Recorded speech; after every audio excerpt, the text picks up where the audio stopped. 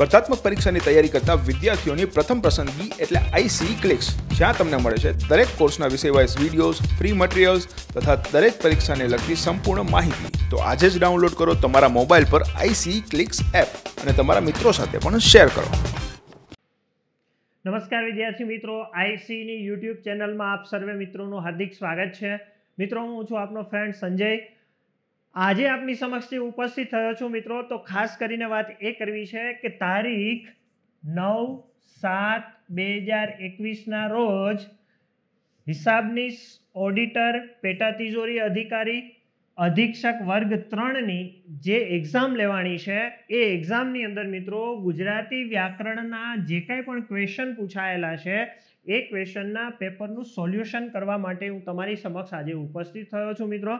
તો આપણે એ પેપરનું જે કાંઈ પણ સોલ્યુશન છે એ સોલ્યુશન આજે સરસ રીતે આપણે દરેક ક્વેશ્ચન જે કાંઈ પણ આપેલો છે, ખાસ કરીને બધાને ખ્યાલ છે કે પ્રોવિઝનલ કી તો એની આવી જ ગઈ છે, પણ એની સાપેક્ષની અંદર માનો કે કોઈ એક ક્વેશ્ચન હોય તો એ ક્વેશ્ચનની સાપેક્ષમાં બીજા 3-4 ઓપ્શન હોય ને 4માંથી એક જ આન્સર હોય. બાકીના જે 3 છે એને પણ આપણે વિગતે સમજવા પડે, પ્રશ્નને સમજવો પડે કે કેવી પેટર્ન છે, શું છે, આ દરેક બાબતની આપણે ઊંડાણપૂર્વક ચર્ચા કરવાના છે. આખું સોલ્યુશન જે કાંઈ પણ 20 જેટલા ક્વેશ્ચન સાહિત્ય અને વ્યાકરણના મળીને પૂછાયેલા છે તો એનું આપણે સોલ્યુશન કરવા જઈ રહ્યા છે મિત્રો.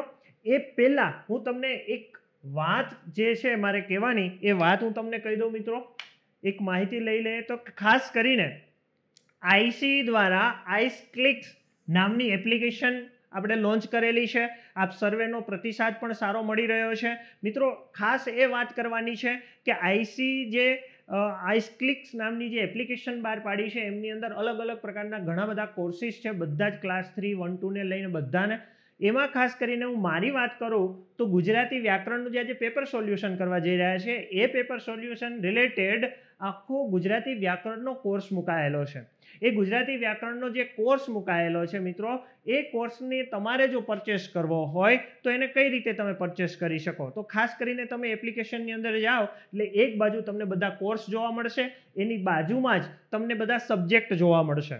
તો તમે સબ્જેક્ટની અંદર જાઓ ને એટલે ત્યાં આવશે ગુજરાતી વ્યાકરણનો આવી રીતે પોર્શન આખો આવશે. એમની અંદર તમે ક્લિક કરશો એટલે અલગ અલગ તમને બધા જ જે કાંઈ પણ અનુક્રમણિકા છે, છંદથી માંડીને સામાન્ય વર્ણ પરિચયથી માંડીને બધા જ ટોપિકનું વર્ણન કરેલું છે. અને એમાં ડેપ્થ 55 કલાકની મેં ડેપ્થ આપેલી છે. કહેતા કે 55 કલાકનો મેં ટોપિક લીધેલો છે ગુજરાતી વ્યાકરણનો ને ઇતિથી અત સુધીનું વર્ણન છે. તો ખાસ એ કહેવા માંગીશ મિત્રો કે જે આ તમે સબ્જેક્ટ પરચેસ કરો છો તો એ સબ્જેક્ટને પરચેસ કરવા માટે તમે પ્રોમો કોડ એટલે કે સંજય 10 નામનો પ્રોમો કોડ યુઝ કરશો મિત્રો, એટલે તમને એમાં 10% ડિસ્કાઉન્ટ મળે છે. આ 10% ડિસ્કાઉન્ટ તમને મળશે તો જે કંઈ પણ પ્રાઇઝ હોય એમાં 10% તમારા માઇનસ થઈ જશે. તો ખાસ કરીને આ તમે સંજય 10 નામનો પ્રોમો કોડ યુઝ કરી શકો છો. બીજું, ખાલી ગુજરાતી સબ્જેક્ટ પરચેસ કરો ત્યારે જ એનો યુઝ કરવો એવું જરૂરી નથી. કોઈ પણ કોર્સ પરચેસ કરો, કોઈ પણ વિષય તમે પરચેસ કરો, એમાં સંજય 10 નામનો પ્રોમો કોડ યુઝ કરો એટલે તમને 10% ડિસ્કાઉન્ટ મળે છે. તો મિત્રો, જાજી વાત ન કરતા આપણે જે કાંઈ ચર્ચા આજે કરવાની છે, જે કાંઈ પેપરનું સોલ્યુશન મેળવવાનું છે એના સોલ્યુશન તરફ આપણે આગળ વધીશું. તો જોઈએ મિત્રો, સૌથી પહેલો ક્વેશ્ચન શું પૂછાયેલો છે. ક્વેશ્ચનને આપણે પહેલા સામાન્ય રીતે રીડ કરીએ અને પછી એના ઓપ્શનને સમજવાનો પ્રયત્ન કરીશું. જોઈએ, સંસ્કાર સમન્વયના જે યુગના વિજય રાય વૈદ્ય, કોણ કહે છે? વિજય રાય વૈદ્ય એવું કહે છે. શું કહે છે કે સંગમ યુગ કહ્યો છે તે યુગના પ્રતિભાવંત ગુજરાતી નવી કવિતાના આદિ પુરુષ, આઈસીએસ પદવી ધારક અને આ વાદ્યને કરુણ ગાન વિશેષ ભાવે જેવી કારુણ્ય સભર પંક્તિના સર્જકનું નામ જણાવો. હવે મિત્રો, આપ સ્વાભાવિક રીતે એટલો વિચાર તો આપને આવી જ જાય સરળતાથી કે ભાઈ આવડો ક્વેશ્ચન છે, 2.5-3 લીટીનો જે આ ક્વેશ્ચન છે, આ રીડ કરતા જ આપણે અહીંથી રીડ કરવાનું સ્ટાર્ટ કરીએ ને અહીંયા પહોંચીએ તો પાછો આ ક્વેશ્ચન પહેલી લીટીમાં શું કીધું છે એ જ ભૂલાઈ જાય. આવું બને. હવે સાહિત્યનો ક્વેશ્ચન છે મિત્રો, તો હંમેશા એક વસ્તુ તમને અહીંયા એક વસ્તુ ક્લિક કરાવીશ કે કોઈ પણ આવો મોટો ક્વેશ્ચન પૂછાય ને મિત્રો, તો એમાં છે ને કોઈ શબ્દ ઉપર કે કોઈ વાક્ય ઉપર છે ને એનું આખા ક્વેશ્ચનનો હાર્દ છુપાયેલો હોય. તો શું આખો ક્વેશ્ચન ન સમજાય તો એની સામે કોઈ વાંધો નથી, બટ અમુક બાબત છે ને એમાં બહુ મહત્વની કીધેલી હોય, જો એ બાબત આપણને સમજાઈ જાય ને મિત્રો, તો માનું છું કે આપણને પ્રોપર એનો આન્સર મળી જાય. તો આ જે આખો મોટો ક્વેશ્ચન છે, આ ક્વેશ્ચનની અંદર મહત્વની બાબત કઈ છે ને હું તમને કહું છું, એની ઉપર તમને ખ્યાલ આવી જશે. તો કઈ છે ધ્યાન આપશો કે પહેલી બાબત એ છે કે ગુજરાતી નવી કવિતાના આદિ પુરુષ, ગુજરાતી નવી કવિતાના આદિ પુરુષ કોને કહેવાય છે, આ પહેલી બાબત છે, આપને ખ્યાલ હોવો જોઈએ. બીજી મહત્વની સૌથી વધારે બાબત કઈ છે કે આ વાદ્યને કરુણ ગાન વિશેષ ભાવે, આ જે પંક્તિ છે ને મિત્રો, આ પંક્તિ ઉપર ખાસ ફોકસ કરજો. આ પંક્તિ બહુ ફેમસ છે અને આ પંક્તિ ખાસ કરીને તમને હું દોહરાવું ને તો એક વસ્તુ નોટ કરો કે આઈસીની ગુજરાતી સાહિત્યની જે બુક બહાર પાડવામાં આવી છે ને મિત્રો, એમાં નરસિંહરાવ દિવેટિયાનો જે આખો પોર્શન લખાયેલો છે ને, એમાં ખાસ કરીને નરસિંહરાવ દિવેટિયાની જે પંક્તિઓ છે ને, એમાં પંક્તિ આપેલી છે, આ વાદ્યને કરુણ ગાન વિશેષ ભાવે. આ પંક્તિ એમાં બેઠે બેઠી આપેલી છે મિત્રો. તો ગુજરાતી સાહિત્યની જે બુક છે આઈસીની, એમાં આ પંક્તિ રહેલી છે. કહેવાનો આશય કે આપણે આન્સર આમાંથી કેમ ખબર પડે, તો હંમેશા યાદ રાખો કે કારુણ્ય સભર અથવા તો કરુણ ગાન, આ શબ્દનો પ્રયોગ થાય ને ત્યારે સમજવાનું કે નરસિંહરાવ દિવેટિયા છે ને એ એના આન્સરમાં હોઈ શકે. નરસિંહરાવ દિવેટિયા ખાસ નોટ કરીએ. તો આ જે આપણો ક્વેશ્ચન છે એનો આન્સરની આપણે અહીંયા વાત કરીએ છીએ. બીજું તો કે નરસિંહરાવ દિવેટિયા જ કેમ આવી શકે, તો સ્વાભાવિક રીતે મેં પહેલા જ કીધું કે આ વાદ્યને કરુણ ગાન વિશેષ ભાવે, આ પંક્તિ બહુ ફેમસ છે સાહિત્યની દૃષ્ટિએ અને સાહિત્ય જગતમાં, એટલે એ નરસિંહરાવ દિવેટિયાની પંક્તિ છે, એટલે સીધો જ ખ્યાલ આવી જાય કે એના સર્જકનું નામ સીધું પૂછ્યું છે, બરોબર. આ પંક્તિના સર્જકનું નામ પૂછ્યું છે, અહીંયા જ ફોકસ કરો કે આ પંક્તિના સર્જકનું, તો પંક્તિ કોની છે, નરસિંહરાવ દિવેટિયા. બીજી વાત કરીએ તો નરસિંહરાવ દિવેટિયા કોણ છે, શું છે, થોડીક માહિતી એની આપણે મેળવી લઈએ. તો કે એને સાહિત્ય દિવાકર પણ કહેવામાં આવે છે. નરસિંહરાવ દિવેટિયાને સાહિત્ય દિવાકર પણ તરીકે ઓળખવામાં આવે છે. બીજું, નરસિંહરાવ દિવેટિયાને ગુજરાતી સાહિત્યના જાગ્રત ચોકીદાર કહેવામાં આવે છે. જાગ્રત ચોકીદાર કોને કહેવામાં આવે છે, નરસિંહરાવ દિવેટિયાને. નરસિંહરાવ દિવેટિયાના જે ફાધર છે ભોળાનાથ, એ ખાસ કરીને એક સમાજ સુધારક હતા, એમના દીકરા નરસિંહરાવ, એટલે આખું નામ છે નરસિંહરાવ ભોળાનાથ દિવેટિયા. આ ખાસ ધ્યાન રાખીએ આપણે. એથી વિશેષ આગળ વાત કરીએ તો સ્મરણ સંહિતા, આ સ્મરણ સંહિતા નામની જે કરુણ પ્રશસ્તિ છે,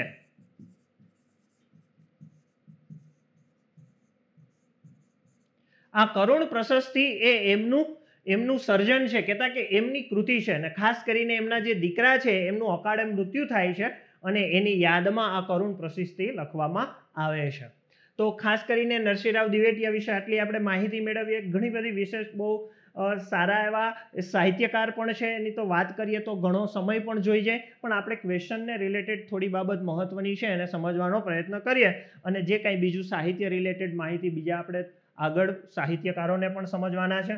તો જોઈએ તો અહીંયા નરસિંહરાવ દિવેટિયાની આપણે વાત કરીએ, ત્યાર પછી આપણે માનો કે પેલો એ ઓપ્શનને સમજવાનો પ્રયત્ન કરીએ. એમાં કોણ છે, તો કે મણિશંકર રત્નજી ભટ્ટ. એનું ક્યારેય આવી રીતે આ વાદ્યને કરુણ ગાન વિશેષ ભાવે એવું કોઈ એની પંક્તિ નથી. આ બધાને ખબર જ હોય કે આ પંક્તિના સર્જક કોણ, તો નરસિંહરાવ દિવેટિયા. વાત આપણે અહીંયા મણિશંકર રત્નજી ભટ્ટની કરવાની છે, તો એ છે કોણ, તો એનું ઉપનામ છે મિત્રો કાંત. એનું ઉપનામ છે કાંત, આટલું યાદ રાખીએ. બીજું કાંત વિશે શું યાદ રાખવાનું, તો કે ભાઈ એમનો જન્મ ક્યાં થયો હતો, તો કે ચાવંડ ગામમાં. ચાવંડ ગામમાં, તો ચાવંડ ગામ ક્યાં આવ્યું છે, તો કે ભાઈ એ અમરેલી જિલ્લાના લાઠી તાલુકામાં, અમરેલી જિલ્લાના લાઠી તાલુકાના ચાવંડ ગામમાં જન્મ થયો હતો. કોનો, તો કે મણિશંકર રત્નજી ભટ્ટ. કોણ છે એનું ઉપનામ, તો કે કાંત છે. બીજી વિશેષ વાત કરીએ તો કાંત એટલે કોણ, તો કે ગુજરાતી સાહિત્યમાં ખંડ કાવ્યના પિતા કહેવાય. અને શું કહેવાય? ખંડ કાવ્યના પિતા. પિતા અથવા તો જનક શબ્દ પણ આપણે ઉપયોગમાં લઈ શકીએ. કેના? ખંડ કાવ્યના પિતા કહી શકીએ. બીજી બાબત છે તો કે મણિશંકર રત્નજી ભટ્ટ છે, જેને ખંડ કાવ્યના જનક પણ કહેવાય છે. કાંત એનું ઉપનામ છે. એનો ચાવંડમાં જન્મ થયો હતો. બધી વાત ક્લિયર થઈ. સૌથી અગત્યની એના વિશેની વાત કરું ને મિત્રો, તો સૌથી અગત્યની વાત છે કે એમનો એકમાત્ર કાવ્ય સંગ્રહ છે. એકમાત્ર કાવ્ય સંગ્રહ છે જેનું નામ છે પૂર્વાલાપ. કયો છે? પૂર્વાલાપ. હવે એ પૂર્વાલાપ જે એનો કાવ્ય સંગ્રહ છે મિત્રો, એ પૂર્વાલાપ ક્યારે પ્રસિદ્ધ થયો હતો એ પણ બહુ મહત્વની બાબત છે. પૂર્વાલાપ નામનો જે કાવ્ય સંગ્રહ છે કાંતનો, એ ક્યારે પ્રસિદ્ધ થયો હતો? તો કે એમનું જે દિવસે મૃત્યુ થયું, ખાસ સમજો દોસ્તો, એમનું જે દિવસે મૃત્યુ થયું તે જ દિવસે એમનો એકમાત્ર કાવ્ય સંગ્રહ જે પૂર્વાલાપ છે એ પ્રસિદ્ધ થયો. એટલે કે મૃત્યુના દિવસે. ક્યારે પ્રસિદ્ધ થયો? તો કે એમના મૃત્યુના દિવસે, ત્યારે પ્રસિદ્ધ થયો પૂર્વાલાપ. તો અહીંયા આપણે વાત કરી મણિશંકર રત્નજી ભટ્ટની. ક્લિયર થાય છે મિત્રો? ત્યાર પછી આગળ જે કંઈ પણ છે તો ગોવર્ધનરામ ત્રિપાઠી વિશે વાત કરીએ. હવે આના વિશે તો આપને થોડી નહીં તો જાજી માહિતીની તો આપને ખ્યાલ જ હોય, છતાં થોડી ચર્ચા કરી દઈએ. તો કે ગોવર્ધનરામ ત્રિપાઠી કોણ છે? તો કે ગોવર્ધનરામ પંડિત યુગના પુરોધા, એવી રીતે એને બિરુદ મળેલું છે. બીજું આપને ખ્યાલ છે કે સરસ્વતી ચંદ્ર, સરસ્વતી ચંદ્ર નામની જે મહાનવલકથા ના સર્જક છે. મહાનવલકથા, તો ગુજરાતી સાહિત્યની સૌપ્રથમ મહાનવલકથા કઈ? તો એ પણ કોણ છે? સરસ્વતી ચંદ્ર. એના રચયિતા કોણ? તો કે ગોવર્ધનરામ ત્રિપાઠી. એનો જન્મ ક્યાં થયો? તો કે એનો જન્મ થયો નડિયાદ. નડિયાદમાં. ક્લિયર થાય છે? તો અહીંયા આપણે સરસ્વતી ચંદ્ર જે મહાનવલ છે એના 4 ભાગ પણ પડે છે, અલગ અલગ ભાગો છે. તો કહેવાનો આશય કે ગોવર્ધનરામ ત્રિપાઠી વિશેની જે કંઈ પણ આપણે ડેટા, આપણી બધા પાસે માહિતી એની સ્વાભાવિક રીતે હોય છે, પણ અહીંયા જે આવી છે તો એની થોડી ઘણી આપણે ચર્ચાનો પણ વિષય બની રહે એટલા માટે આપણે એની ચર્ચા કરી છે અહીંયા. ત્યાર પછી આગળ વાત કરીએ તો બળવંતરાય કલ્યાણરાય ઠાકોર, જેને શોર્ટ નામ બક ઠાકોર તરીકે બધા ઓળખે છે, બક ઠાકોર તરીકે. પેલી બાબત. બીજું, એનું ઉપનામ જોવું હોય તો એનું ઉપનામ છે સહેની. આ એનું ઉપનામ છે. ત્યાર પછી આને આગળ જઈએ તો એને શું કહેવાય, કોણ છે, કેવી, અને સાહિત્ય ક્ષેત્રે એનું સર્જન શું છે? તો કે આપને ખબર છે કે સાહિત્ય ક્ષેત્રે સોનેટ માં એનું ખેડાણ કરેલું છે, જેને સોનેટના પિતા કહેવામાં આવે છે, અથવા તો જનક પણ કહી શકાય, સોનેટના પિતા. તો બીજો વિષય આપણે સમજીએ કે સોનેટ કેટલી લીટીનું હોય? તો કે સોનેટ છે ભાઈ મિત્રો 14 લીટીનો એક કાવ્ય પ્રકાર છે. કોણ? સોનેટ. કેટલી લીટી હોય છે? 14. હવે આપને બીજો પ્રશ્ન થાય કે આ જે સોનેટ છે એ સોનેટ મિત્રો એ ક્યાંનો મૂળ કાવ્ય પ્રકાર છે? સોનેટ એ મૂળ ક્યાંનો કાવ્ય પ્રકાર છે એવો બી આપણે ક્વેશ્ચન થાય. તો સોનેટ એ મિત્રો ઇટાલીનો મૂળ કાવ્ય પ્રકાર છે. ઓકે. બીજી વિશેષ વાત કરીએ તો એના રચયિતા કોણ હતા? જે સોનેટ ઇટાલીમાં કોણ લખતું હતું? તો કે દાંતે નામના જે કવિ હતા એમણે સોનેટનું સર્જન કરેલું ઇટાલીની અંદર. અને ખાસ કરીને વાત કરીએ તો જે આપણી ગુજરાતી ભાષાની અંદર સોનેટ લાવનાર સર્વપ્રથમ કોઈ સાહિત્યકાર હોય તો એ કોણ છે? બક ઠાકોર, એટલે કે આપણા બળવંતરાય કલ્યાણરાય ઠાકોર, જેમનું ઉપનામ છે સહેની. બીજું તો કે ખાસ આપણે એના વિશે હજી બાબત થોડી સમજવાનો પ્રયત્ન કરીએ કે બળવંતરાય કલ્યાણરાય જે ઠાકોર છે મિત્રો, એને ગુજરાતી સાહિત્યમાં કવિતાના પ્રયોગવીર કવિ તરીકે પણ ઓળખવામાં આવે છે. પ્રયોગવીર કવિ ગુજરાતી સાહિત્યના પ્રયોગવીર કવિ કોણ? તો બક ઠાકોર આવશે. એ પણ ખાસ યાદ રાખીએ, કારણ કે એમની જે કવિતા, એમના જે સોનેટો છે, એમની અંદર નવા નવા પ્રયોગો આપણને જોવા મળે, નવા પ્રયોગ થયેલા હોય, એટલે નવા પ્રયોગવીર કવિ તરીકે પણ ઓળખવામાં આવે છે. બીજી વિશેષ વાત કરું, સૌથી વધારે મહત્વની બાબતની વાત કરું મિત્રો, તો જે આ બળવંતરાય ઠાકોર છે, એમણે પૃથ્વીછંદ છે એનું સૌ પ્રથમ વખત ગુજરાતી કવિતાની અંદર લખાણ કે ખેડાણ કર્યું હોય તો એ બળવંતરાય ઠાકોરે કરેલું છે. પૃથ્વીછંદનું ખેડાણ ગુજરાતી કવિતાઓની અંદર. એટલા માટે બળવંતરાય કલ્યાણરાય ઠાકોરનો પ્રિય છંદ તરીકે પૃથ્વીછંદ પણ થઈ શકે. તો પૃથ્વીછંદના અક્ષર પણ 17 થાય છે, આપણે બધાને ખબર છે. જેમનું બંધારણ જસ અલગ આ થાય છે એ પણ આપણે બધાને ખ્યાલ છે. તો આવી રીતે મિત્રો અહીંયા જે કંઈ પણ આપણે ચર્ચા કે ડેટા માહિતી મેળવી છે, કે જે એક્ઝામમાં પૂછાયેલો જે ક્વેશ્ચન છે એમનો પહેલો આન્સર આપને કયો મળી રહ્યો છે અહીંયા? તો કે આપને પહેલો આન્સર મળી રહ્યો છે કે ભાઈ નરસિંહ રાવ દિવેટિયા. ખાસ શું યાદ રાખવાનું કીધું છે?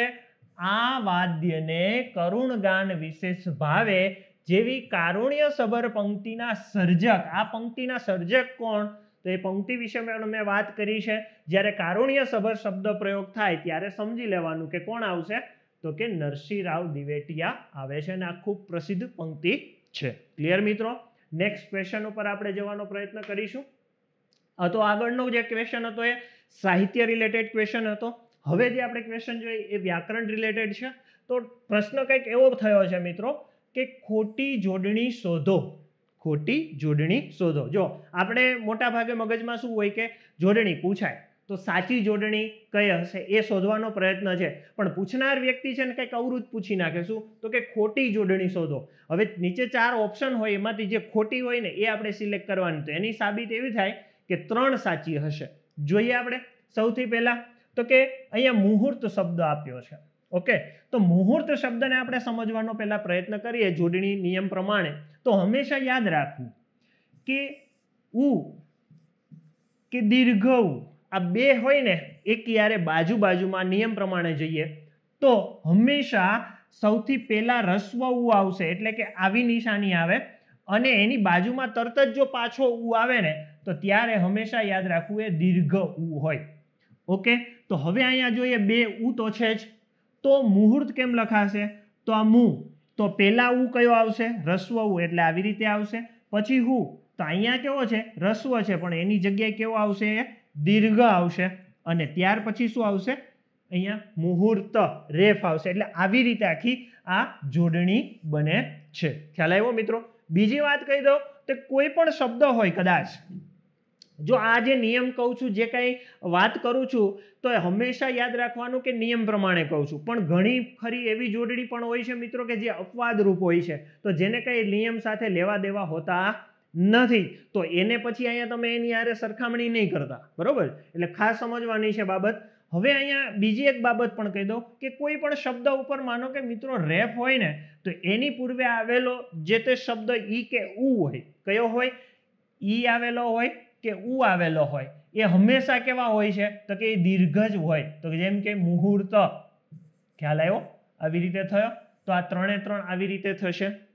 બીજું 3 અક્ષર વાળી જે જોડણી હોય, 3 અક્ષર વાળી જોડણી હોય, એમાં 3 અક્ષર વાળી જોડણીમાં ખાસ નોટ રાખવાનું કે 2 ઉ ભેગા થાય કે 2 ઈ ભેગા થાય, તો એમાં પહેલું છે એ રસ્વ, બીજું છે એ દીર્ઘ હોય છે. તો આવી રીતે આ નિયમ હોય છે મિત્રો. તો અહીંયા હવે આપણને સાચી જોડણી કઈ મળે છે એ આપણે સમજવાનું. આપણે શું કીધું છે? ક્વેશ્ચન શું બને છે? તો ક્વેશ્ચન એવો છે કે ખોટી જોડણી શોધો. તો પહેલા જ આપણે જોઈ તો મુ બરોબર છે, હું કંઈક ભૂલ છે ત્યાં, એટલે આપણને રિયલમાં સાચી જોડણી આમ હોવી જોઈએ, રિયલમાં સાચી જોડણી આમ હોવી જોઈએ, પણ એવી રીતે અહીંયા છે નહીં. તો આ પહેલો જ આન્સર આપણને અહીંયા મળી જાય કે મુહૂર્ત છે, ખોટી જોડણી શોધો. તો ખોટી જોડણી આ છે, સાચી કેમ હોય? આમ. ઓકે, બાકીની જોડણી આપણે સમજવાનો પ્રયત્ન કરીએ. તો ચિચિયારી, તો ચિચિયારી જોડણીમાં આપણે સમજવાનો પ્રયત્ન કરીએ કે મિત્રો એક નિયમ એવો છે કે 4 અક્ષરથી વધારે શબ્દવાળી જે જોડણી હોય એમાં શરૂઆતમાં જ્યારે ઈ આવે, એટલે કે ઈ આવે તો હંમેશા કેવો હોય છે? રસ્વ ઈ નીકળતો હોય છે. કેવો? રસ્વ ઈ બનતો હોય. 4 અક્ષરથી વધુ અક્ષરવાળી જે જોડણી બને એમાં પહેલો જે અક્ષર હોય તો એ પહેલા અક્ષરમાં જ્યારે ઈ નો પ્રયોગ થાય તો હંમેશા એ કેવો બનતો હોય છે? રસ્વ. એટલે આ રસ્વ ઈ આપણને પહેલા મળી ગયો. ઓકે, 4 અક્ષરવાળી કે તેથી વધારે અક્ષરવાળી જે જોડણી હોય એમાં છેલ્લા અક્ષરમાં જો ઈ નો પ્રયોગ થાય તો એ હંમેશા કેવો હોય છે? એ દીર્ઘ હોય છે. તો અહીંયા એ દીર્ઘ મળી જાય છે આપણને. ઓકે, હવે વચ્ચેમાં આપણે સમજવાનો પ્રયત્ન કરીશું. તો વચ્ચેની અંદર હંમેશા જ્યારે ઈયા પ્રત્યયનો પ્રયોગ થાય તો યની પહેલા ઈ આવે તો એ હંમેશા કેવો હોય છે? રસ્વ હોય છે. કેવો હોય છે? રસ્વ. તો ચી આવ્યું, પછી યા આવ્યું, તો અહીંયા શું થયું? આ રસ્વ આવશે, કારણ કે યની પૂર્વે ઈ આવે તો એ પણ કેવો હોય છે? રસ્વ. તો હવે ચી યા રી આપણને આવી રીતે આન્સર મળશે મિત્રો. તો એ પણ આપણે ખાસ સમજવાનો પ્રયત્ન કરીશું અહીંયા. ત્યાર પછી આપણે વસ્તુ જોઈએ હરી ઈચ્છા. હરી ઈચ્છા. તો હરી ઈચ્છા કઈ રીતે બની શકે? તો અહીંયા આપણે આ એક શબ્દ આપ્યો છે હરી ઈચ્છા. હવે આને સંધિ વિગ્રહના આધારે આપણે સમજવાનો પ્રયત્ન કરીશું. હરી પ્લસ ઈચ્છા. હવે અહીંયા ખાસ સમજીએ. હરી પ્લસ ઈચ્છા બરાબર હરીચ્છા. તો એક અહીંયા સ્વર સંધિ આવે છે કે ઈ પછી એક સ્વર સંધિનો નિયમ છે કે ભાઈ ઈ કે ઈ પછી એ જ જાતિનો, મીન્સ કે અહીં ખાસ સમજવાનું કે એ જ જાતિનો સ્વર આવે તો બંને ઈ બને તો કેવા થશે? દીર્ઘ ઈ બને છે. એટલે અહીંયા હરી બોલો તો એમાં રસ્વ ઈ છે, પ્લસ કયો છે? અહીંયા ઈ છે. ઓકે, આ બે ઈ થાય ને તો બરાબર કેવો લેવાનો? દીર્ઘ ઈ બને. ઓકે, તો હવે આ બે ઈ ભેગા થાય તો અહીંયા કયો ઈ છે? તો કે દીર્ઘ ઈ છે.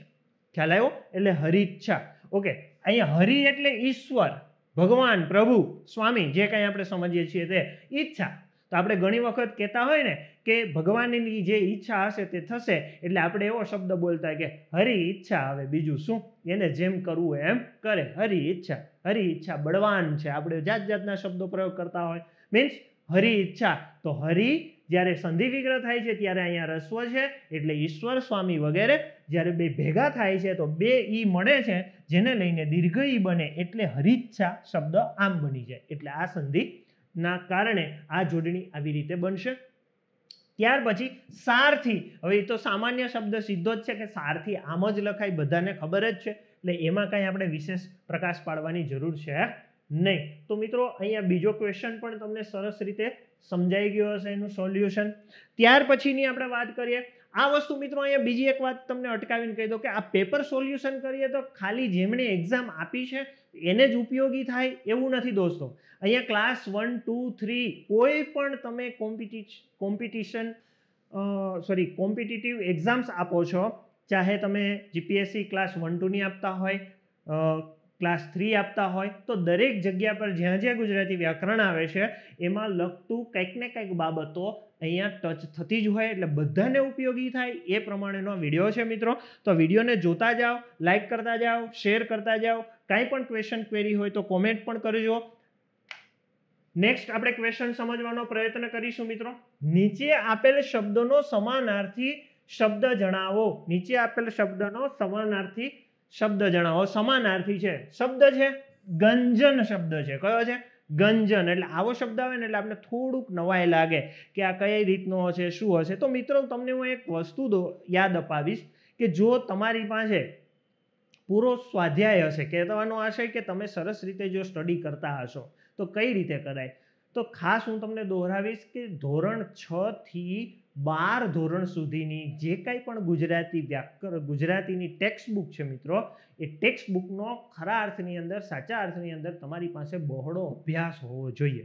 એમાં બધી જ વસ્તુ આવેલી હોય. દરેક ચેપ્ટર પૂરા થાય, ચેપ્ટર પછી એના ટિપ્પણો હોય, શબ્દાર્થ હોય, તો એમની અંદર 2, 5, 6 પ્રકારની વસ્તુઓ આવતી હોય છે. એમાં સમાનાર્થી, વિરુદ્ધાર્થી શબ્દસમૂહ માટે એક શબ્દ, કહેવતો, રૂઢિપ્રયોગો, તળપદા શબ્દો, બધી જ વસ્તુ એમાં આવતી હોય. અને કંઈક ને ક્યાંક રીતે ક્યાંક ને ક્યાંક આવી ગુણ સેવા પસંદગી મંડળવાળી કે કોઈ પણ ક્લાસ 1, 2 વાળા કે જે કંઈ પણ પેપર કાઢે છે તો ક્યાંકથી એમાંથી આન્સર, પ્રશ્નો નીકળતા હોય છે. તો ખાસ આ આપણે અહીંયા સમજવાનો પ્રયત્ન કરીએ કે ગંજન એટલે શું થાય. તો ગંજન એટલે તિરસ્કાર શબ્દ એવો આન્સર થાય છે, આપણને ખબર છે, બધાને ખ્યાલ છે. કારણ કે પ્રોવિઝનલ કી આવી ગઈ છે. એમાં પણ ક્યાંક ભૂલ છે જેનું આપણે સમાધાન લેશું આજે. જોઈએ તો તિરસ્કારને અત્યારે બાજુ પર છોડી દઈએ એ પહેલાં બીજા શબ્દો સમજવાનો પ્રયત્ન કરીશું. અહોભાવ, હવે સમાનાર્થીમાં કંઈ બીજું સમજવાનું, એના કંઈ રૂલ્સ નીતિ નિયમ તો હોય નહીં, જે તે શબ્દને જ આપણે સમજવાનો હોય, ખાલી એના અર્થ જ લેવાના હોય. અહોભાવ એટલે શું થાય તો કે કંઈ નાવીન્ય આપને લાગે, જ્યારે આશ્ચર્યચકિત થઈએ, કોઈ ઉપર આપણે વધારે હાવી થઈ જાય ત્યારે અહોભાવ એવો ઉદ્ગાર નીકળે, એવો આપણને ભાવ આવી જાય, એટલા માટે અહોભાવ એવો અર્થ કાઢી શકાય. ત્યાર પછી મનોવ્યથા, તો આ તો સામાન્ય વસ્તુ છે કે મનની વ્યથા જે કંઈ જણાવવા માટેની આપણે વાત કરીએ છીએ, તો મનની જ્યારે વ્યથા થતી હોય ત્યારે એવો શબ્દ પ્રયોગ થાય કે મનોવ્યથા. અને છેલ્લે છે ક્ષમાપના. ક્ષમાપના, તો ક્ષમાપના શબ્દ એટલે શું તો કે ક્ષમાપના એટલે કે જેને આપણે ક્ષમા કરવું તે, જેને ક્ષમા કરીએ છીએ તે, ક્ષમા યાચના કરીએ છીએ તે, એટલે ક્ષમાપના થાય. પણ તમે જો મનોવ્યથા આપણે જોયું, અહોભાવ જોયું કે ક્ષમાપના જોયું, તો એ રિલેટેડ ગંજન શબ્દ ક્યાંય બંધ બેસતો નથી. ગંજન શબ્દ એટલે શું થાય તો કે તિરસ્કાર. તિરસ્કાર એની સાપેક્ષની અંદર બીજો એનો કોઈ શબ્દ આપણે જોવો હોય ને તો ત્યજવું પણ થાય. ત્યજવું, ત્યજી દેવું, છોડી દેવું, આવો અર્થ થશે. ક્યારે તો કે ગંજનના અર્થમાં લઈએ ત્યારે. તો ત્યજવાનો બીજો એક સમાનાર્થી શબ્દ પણ અહીંયા શું થઈ છે? તિરસ્કાર. ત્યજવું મીન્સ શું થઈ જાય? તિરસ્કાર, છોડી દેવું, છુટકારો આપવો, જાકારો દઈ દેવો, તો એ તિરસ્કારના અર્થ થયા. એની ઉપરથી ગંજન શબ્દ અહીંયા બને છે. તો આવી રીતે અહીંયા જે આપણે આ સમાનાર્થી શબ્દને સમજવાનો પ્રયત્ન કર્યો છે. એથી વિશેષ ત્યાર પછીનો ક્વેશ્ચન સમજવાનો પ્રયત્ન કરીએ. ફરી પાછો સમાનાર્થી છે, કઈ રીતે છે પૂછે છે પ્રશ્ન, એ મહત્વની બાબત છે. શું છે? નીચે આપેલા વિકલ્પોમાં કયો શબ્દ સમાનાર્થી નથી તે જણાવો. જો પહેલા શું હતું આગળનો ક્વેશ્ચન તો કે સમાનાર્થી જણાવવાનો હતો. હવે અહીંયા શું ક્વેશ્ચન થઈ ગયો કે કયો શબ્દ સમાનાર્થી નથી? એક જણાવવાનો છે જે સમાનાર્થી હોય એવો પૂછ્યો, બીજામાં તરત જ શું કીધું કે નથી એ જણાવો. આપણે મોટા ભાગે શું સમજીએ જે છે એ કહી દેવાનું, એવું નથી. આ નથી શબ્દ ઉપર ફોકસ કરવાનું, એટલે મેં રાઉન્ડ કર્યું છે. એ શબ્દને જો આપણે સમજીએ ને તો હું માનું છું કે 50% કે 70% આપણો જે ક્વેશ્ચન સમજીએ ને તો આપણું સોલ્યુશન 70% આવી જતું હોય. જોઈએ હવે સમાનાર્થી નથી તો 4 શબ્દને વાંચવા જોશે ને સમજવા પડશે. સમજીએ. વિદ્વાન શબ્દ છે, બીજો શબ્દ છે વેશ્યા શબ્દ છે, ત્યાર પછી પંડિત શબ્દ છે અને કોવિદ શબ્દ છે. 4 શબ્દ છે. 4 શબ્દમાંથી કયો સમાનાર્થી નથી? 3 સમાનાર્થી હશે, એક નહીં હોય, જુદો પડતો હશે. તો કયો જુદો પડે, શું છે એ સમજવું. તો મિત્રો ખાસ અહીંયા એ ફોકસ કરીએ આપણે કે વિદ્વાન એટલે પંડિત થાય, વિદ્વાન એટલે પંડિત થાય.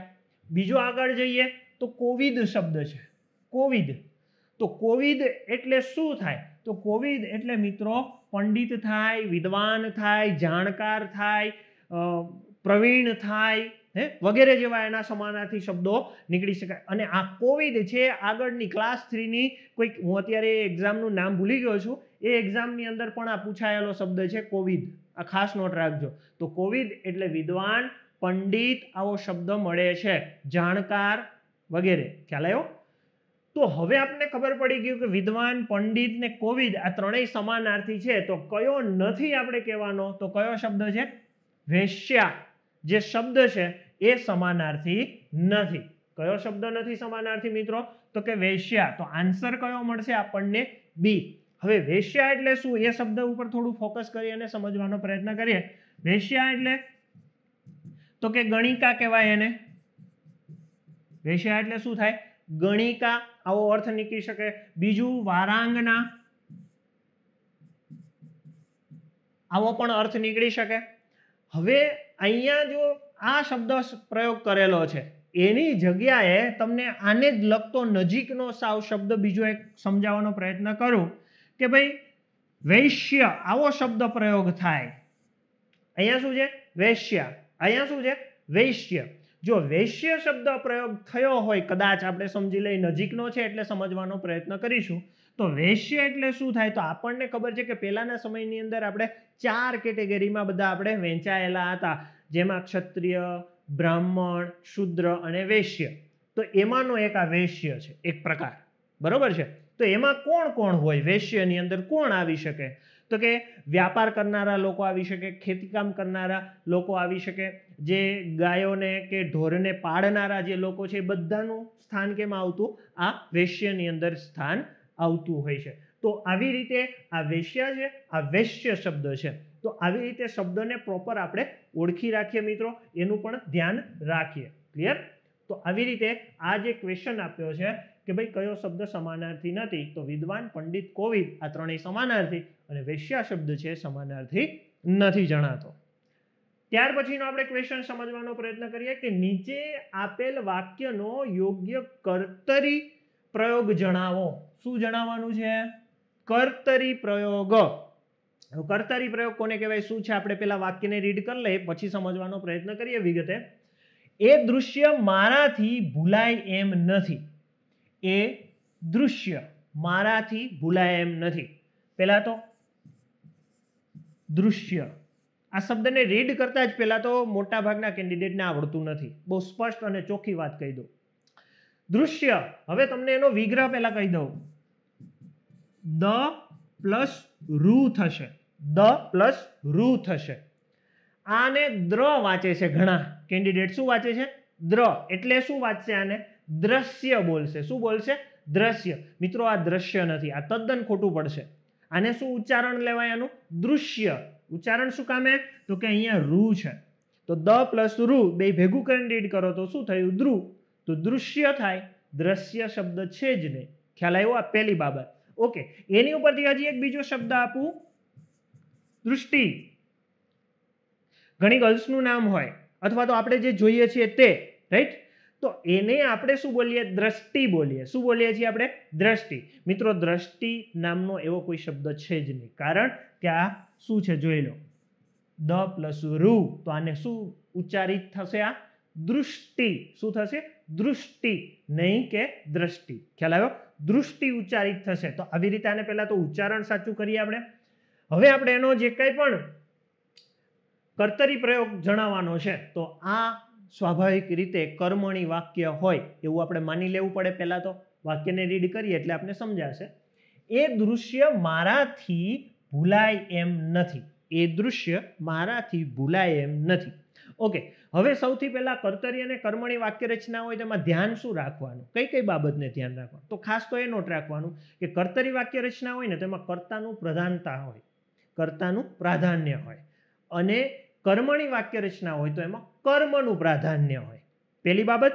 બીજું, કર્તરી વાક્ય રચના હોય ને એમાં જે તે કર્તા છે ને એને કદાચ પહેલી વિભક્તિનો પ્રયોગ થયો હોય એની સાથે જે વિભક્તિ પ્રત્યયનો, બાકી કર્તા છે એની વિભક્તિ પ્રત્યય ન પણ લાગેલો હોય. આ કેની વાત કરી? કર્તરી વાક્ય રચનાની.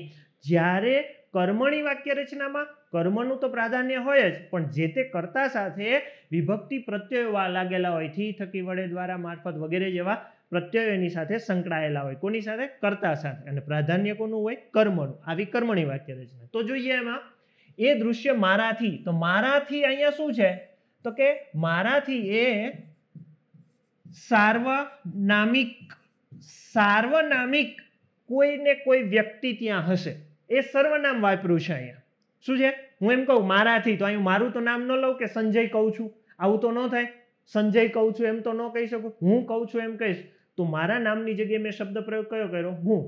મારાથી આ કામ થયું, તો મારાથી, તો હું એમ તો ન કહું સંજયથી આ કામ થયું. મારું નામ તો નહીં લઉં. મારી જગ્યાએ, મારા નામની જગ્યાએ શબ્દ પ્રયોગ જે વાપરી છે કોણ હશે? સર્વનામ. મીન્સ કે સાર્વનામિક કર્તા છે અહીંયા. ખ્યાલ આવ્યો? તો આ જે સાર્વનામિક કર્તા છે, આ કર્તા સાથે વિભક્તિ પ્રત્યય કયો છે? તો કે થી વપરાયેલો છે. કયો છે? થી. ખ્યાલ આવ્યો? ઓકે. તો એ દૃશ્ય મારાથી ભૂલાય એમ નથી. તો હંમેશા મેં તમને જ્યારે વિભક્તિ તમને શીખવાડતો હતો ત્યારે કીધેલું કે મિત્રો તમારે કર્મ શોધવું હોય અથવા તો કર્તા શોધવો હોય ત્યારે શું કરવાનું? તો કે કર્મ શોધવા માટે કોને અથવા શુંથી ક્વેશ્ચન પૂછવાનો? કોને પૂછવાનો? તો કે ક્રિયાપદને. કોને પૂછવાનો? ક્રિયાપદને. અને કર્તાને શોધવા માટે કોણથી પ્રશ્ન પૂછવાનો? શેનાથી પ્રશ્ન પૂછવાનો? કોણથી. કોને પૂછવાનો? તો કે ક્રિયાપદને ક્વેશ્ચન પૂછો એટલે તમને કર્તા પણ મળશે અને કર્મ પણ મળશે. હવે અહીંયા જોઈએ કે એ દૃશ્ય મારાથી ભૂલાય એમ નથી. ઓકે, તો તો હવે ભૂલાવવું એ કોઈ ક્રિયા થઈ, ભૂલાવવું એ કોઈ ક્રિયા થઈ છે.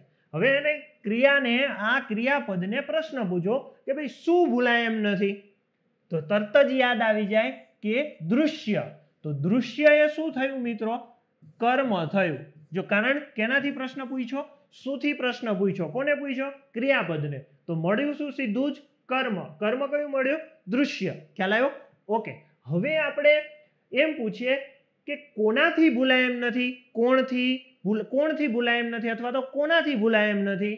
તો આપણને સીધો જવાબ મળશે કે મારાથી. મારાથી એટલે આ કોણ થઈ ગયું? કે સાર્વનામિક કર્તા આપણને મળી જાય છે. ઓકે. તો હવે અહીંયા વાક્ય રચના એ દૃશ્ય મારાથી ભૂલાય એમ નથી. તો અહીંયા થયું શું કે મહત્વ કેનું છે? તો કે દૃશ્યનું, મીન્સ કે કર્મનું પ્રધાનતા છે. કર્મ શું છે? પ્રધાન. પ્રધાન મીન્સ મુખ્ય છે. ખ્યાલ આવે છે?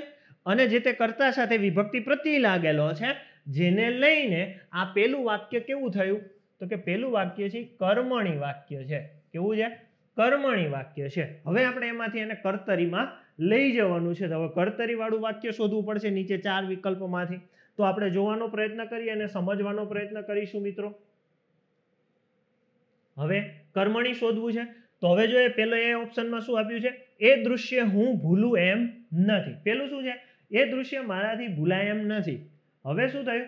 એ દૃશ્ય હું ભૂલું એમ નથી. જો હવે ખાસ કર્તરી અને કર્મણી વચ્ચે ભેદ ક્યાં હોય? મેં પહેલા જ વાત કરી કે હંમેશા કર્તરી વાક્ય રચનામાં કર્તાનું પ્રાધાન્ય હોય, કર્મણી વાક્ય રચનામાં કર્મનું પ્રાધાન્ય હોય, એટલે કે મુખ્ય હોય.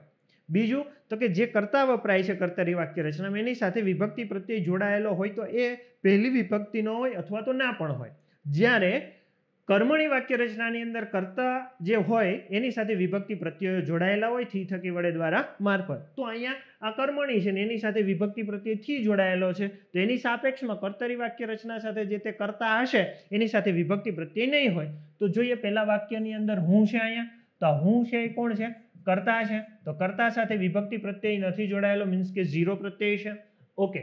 પછી ખાસ કરીને એ યાદ રાખવાનું કે જે કર્તરી અને કર્મણી વાક્ય રચનામાં જે ક્રિયાપદ વપરાયું હોય મિત્રો, જે ક્રિયાપદ હોય એ ક્રિયાપદની અંદર કયા કયા ક્રિયાપદ? તો કે કર્તરી વાક્ય રચનાનું ક્રિયાપદ અને કર્મણી વાક્ય રચનાનું જે ક્રિયાપદ હોય ને એમાં લિંગ પરિવર્તન જોવા મળે. શું જોવા મળે? લિંગ પરિવર્તન જોવા મળે. કેના આધારે જોવા મળે? તો કે એના ક્રિયાપદના આધારે એના કર્મની અંદર લિંગ પરિવર્તન આપણને જોવા મળતું હોય છે. તો જોઈએ અહીંયા શું છે? ભૂલાય. વાક્ય રચના કઈ છે? કર્મણી. ઓકે. હવે અહીંયા શું થયું કે એ દૃશ્ય હું ભૂલું એમ નથી. જો ભૂલાયનું શું થઈ ગયું? ભૂલું. તો અહીંયા કેના આધારે થઈ ગયું? તો કે જે ક્રિયાપદ વપરાયું છે એ ક્રિયાપદના આધારે શું થયું? લિંગ પરિવર્તન થયું ક્રિયાપદમાં. ખ્યાલ આવ્યો? તો શું થયું? ભૂલવાની એક ક્રિયા છે, તો અહીંયા ભૂલાય ને જ્યારે અહીંયા શું થયું? ભૂલું. તો હવે એ દૃશ્ય મારાથી ભૂલાય એમ નથી, એની સાપેક્ષમાં કર્તરી શું થયું? એ દૃશ્ય હું ભૂલું એમ નથી. એટલે આ જે આન્સર છે ને એ સાચો આન્સર અહીંયા આપણને મળે. ખ્યાલ આવ્યો? એ આન્સર સાચો છે.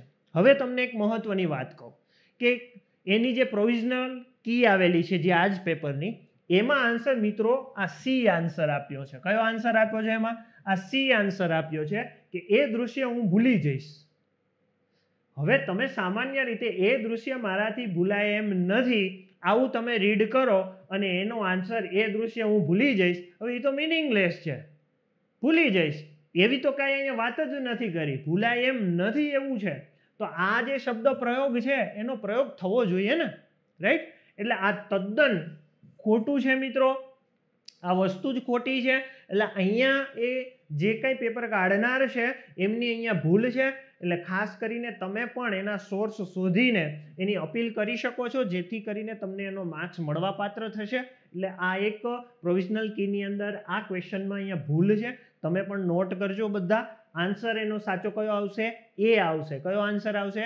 એ આન્સર. આ એકેય નહીં આવે. એ દૃશ્ય હું ભૂલી ગયો. તો એ તો ભૂતકાળની વાત થઈ ગઈ. એ દૃશ્ય હું ભૂલું છું, અત્યારે વર્તમાનની વાત બતાવી રહ્યા છે, તો એવું તો કશું આવતું નથી ને. સામાન્ય રીતે તમે ખાલી આમ કાંઈ ખબર ન પડે ને દોસ્તો, ચારે ચાર વાક્ય ખાલી રીડ કરો ને, તો આ જે વાક્ય છે ને એ વાક્ય પ્રમાણે બંધ બેસતું કોઈ હોય ને તો આ એ આન્સર જ છે, બીજો એ કંઈ છે જ નહીં. જેને કર્તરી કર્મણીમાં ખૂબ ઓછી ખબર પડતી હોય એવા કેન્ડિડેટ માટે પણ વાત કરું તો ખાલી ચારે ચાર એમનેમ રીડ કરીને જોવે ને તો પણ સીધો એને ખબર પડે કે આ એમની નજીકનું વધારે, ભલે એને સાચા આન્સરની ન ખબર હોય પણ નજીકનું આ છે એવું એને લાગશે ને રિયલમાં એ જ એનો આન્સર થાય છે, આ નથી હોતો. એટલે આ મિસ્ટેક છે બોર્ડવાળાની, જે કાંઈ પણ હોય એનો સુધારો લઈ શકાય છે તમારી રીતે. ઓકે, તો અહીંયા આ જે ક્વેશ્ચન આપેલો હતો એની આપણે સમજૂતી કર્તરી પ્રયોગ આપણે જે જણાવવાનો હતો એ આપણે જણાવ્યો છે મિત્રો. નેક્સ્ટ આગળ જઈએ. ખોટી જોડણી શોધો. ફરી પાછો આવો જ ક્વેશ્ચન. આની પહેલા જ હમણાં ક્વેશ્ચન હતો કે ખોટી જોડણી જણાવો, ફરી પાછો આવ્યો ખોટી જોડણી જણાવો. જોઈએ આપણે શું છે. મધુસૂદન.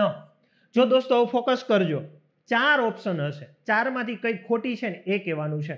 હવે તમને ખ્યાલ હોય ને તો હમણાં જ આગળ જે ખોટી જોડણી વાળો જે ક્વેશ્ચન ગયો ને એમાં જ મેં બધા જ નિયમો તમને શોર્ટમાં કીધેલા અને નિયમો સરસ રીતે તમને કીધેલા ને તમને સમજાવેલા ને તમને યાદ હશે. જો કન્ટિન્યુ તમે વિડીયો કન્ટિન્યુ કરતા હશો તો તમને હવે ખ્યાલ આવી ગયો હશે કે મેં હમણાં જ કીધું હતું આવી રીતે ઉ પ્લસ ઉ એટલે કે 2 ઉ જ્યારે મળે ને ત્યારે પહેલા ઉની અંદર હંમેશા રસ્વ યાદ રાખવું અને બીજા ઉની અંદર હંમેશા દીર્ઘ ઉ યાદ રાખવું. આ ખાસ યાદ રાખવું. તો આવું ક્યાં છે?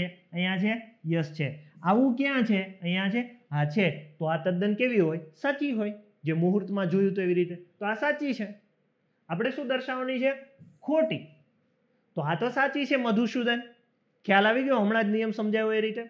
હા ઠીક છે, કોઈ અપવાદ હોય જોડણીની અંદર, ઘણી ખરી જોડણી અપવાદ સ્વરૂપ હોય તો એમાં કાંઈ નિયમને એને લાગે વળગે નહીં, પણ જે કંઈ પણ છે એ રીતે સમજાવવાનો પ્રયત્ન કરું છું, તમે ધ્યાન દોરજો.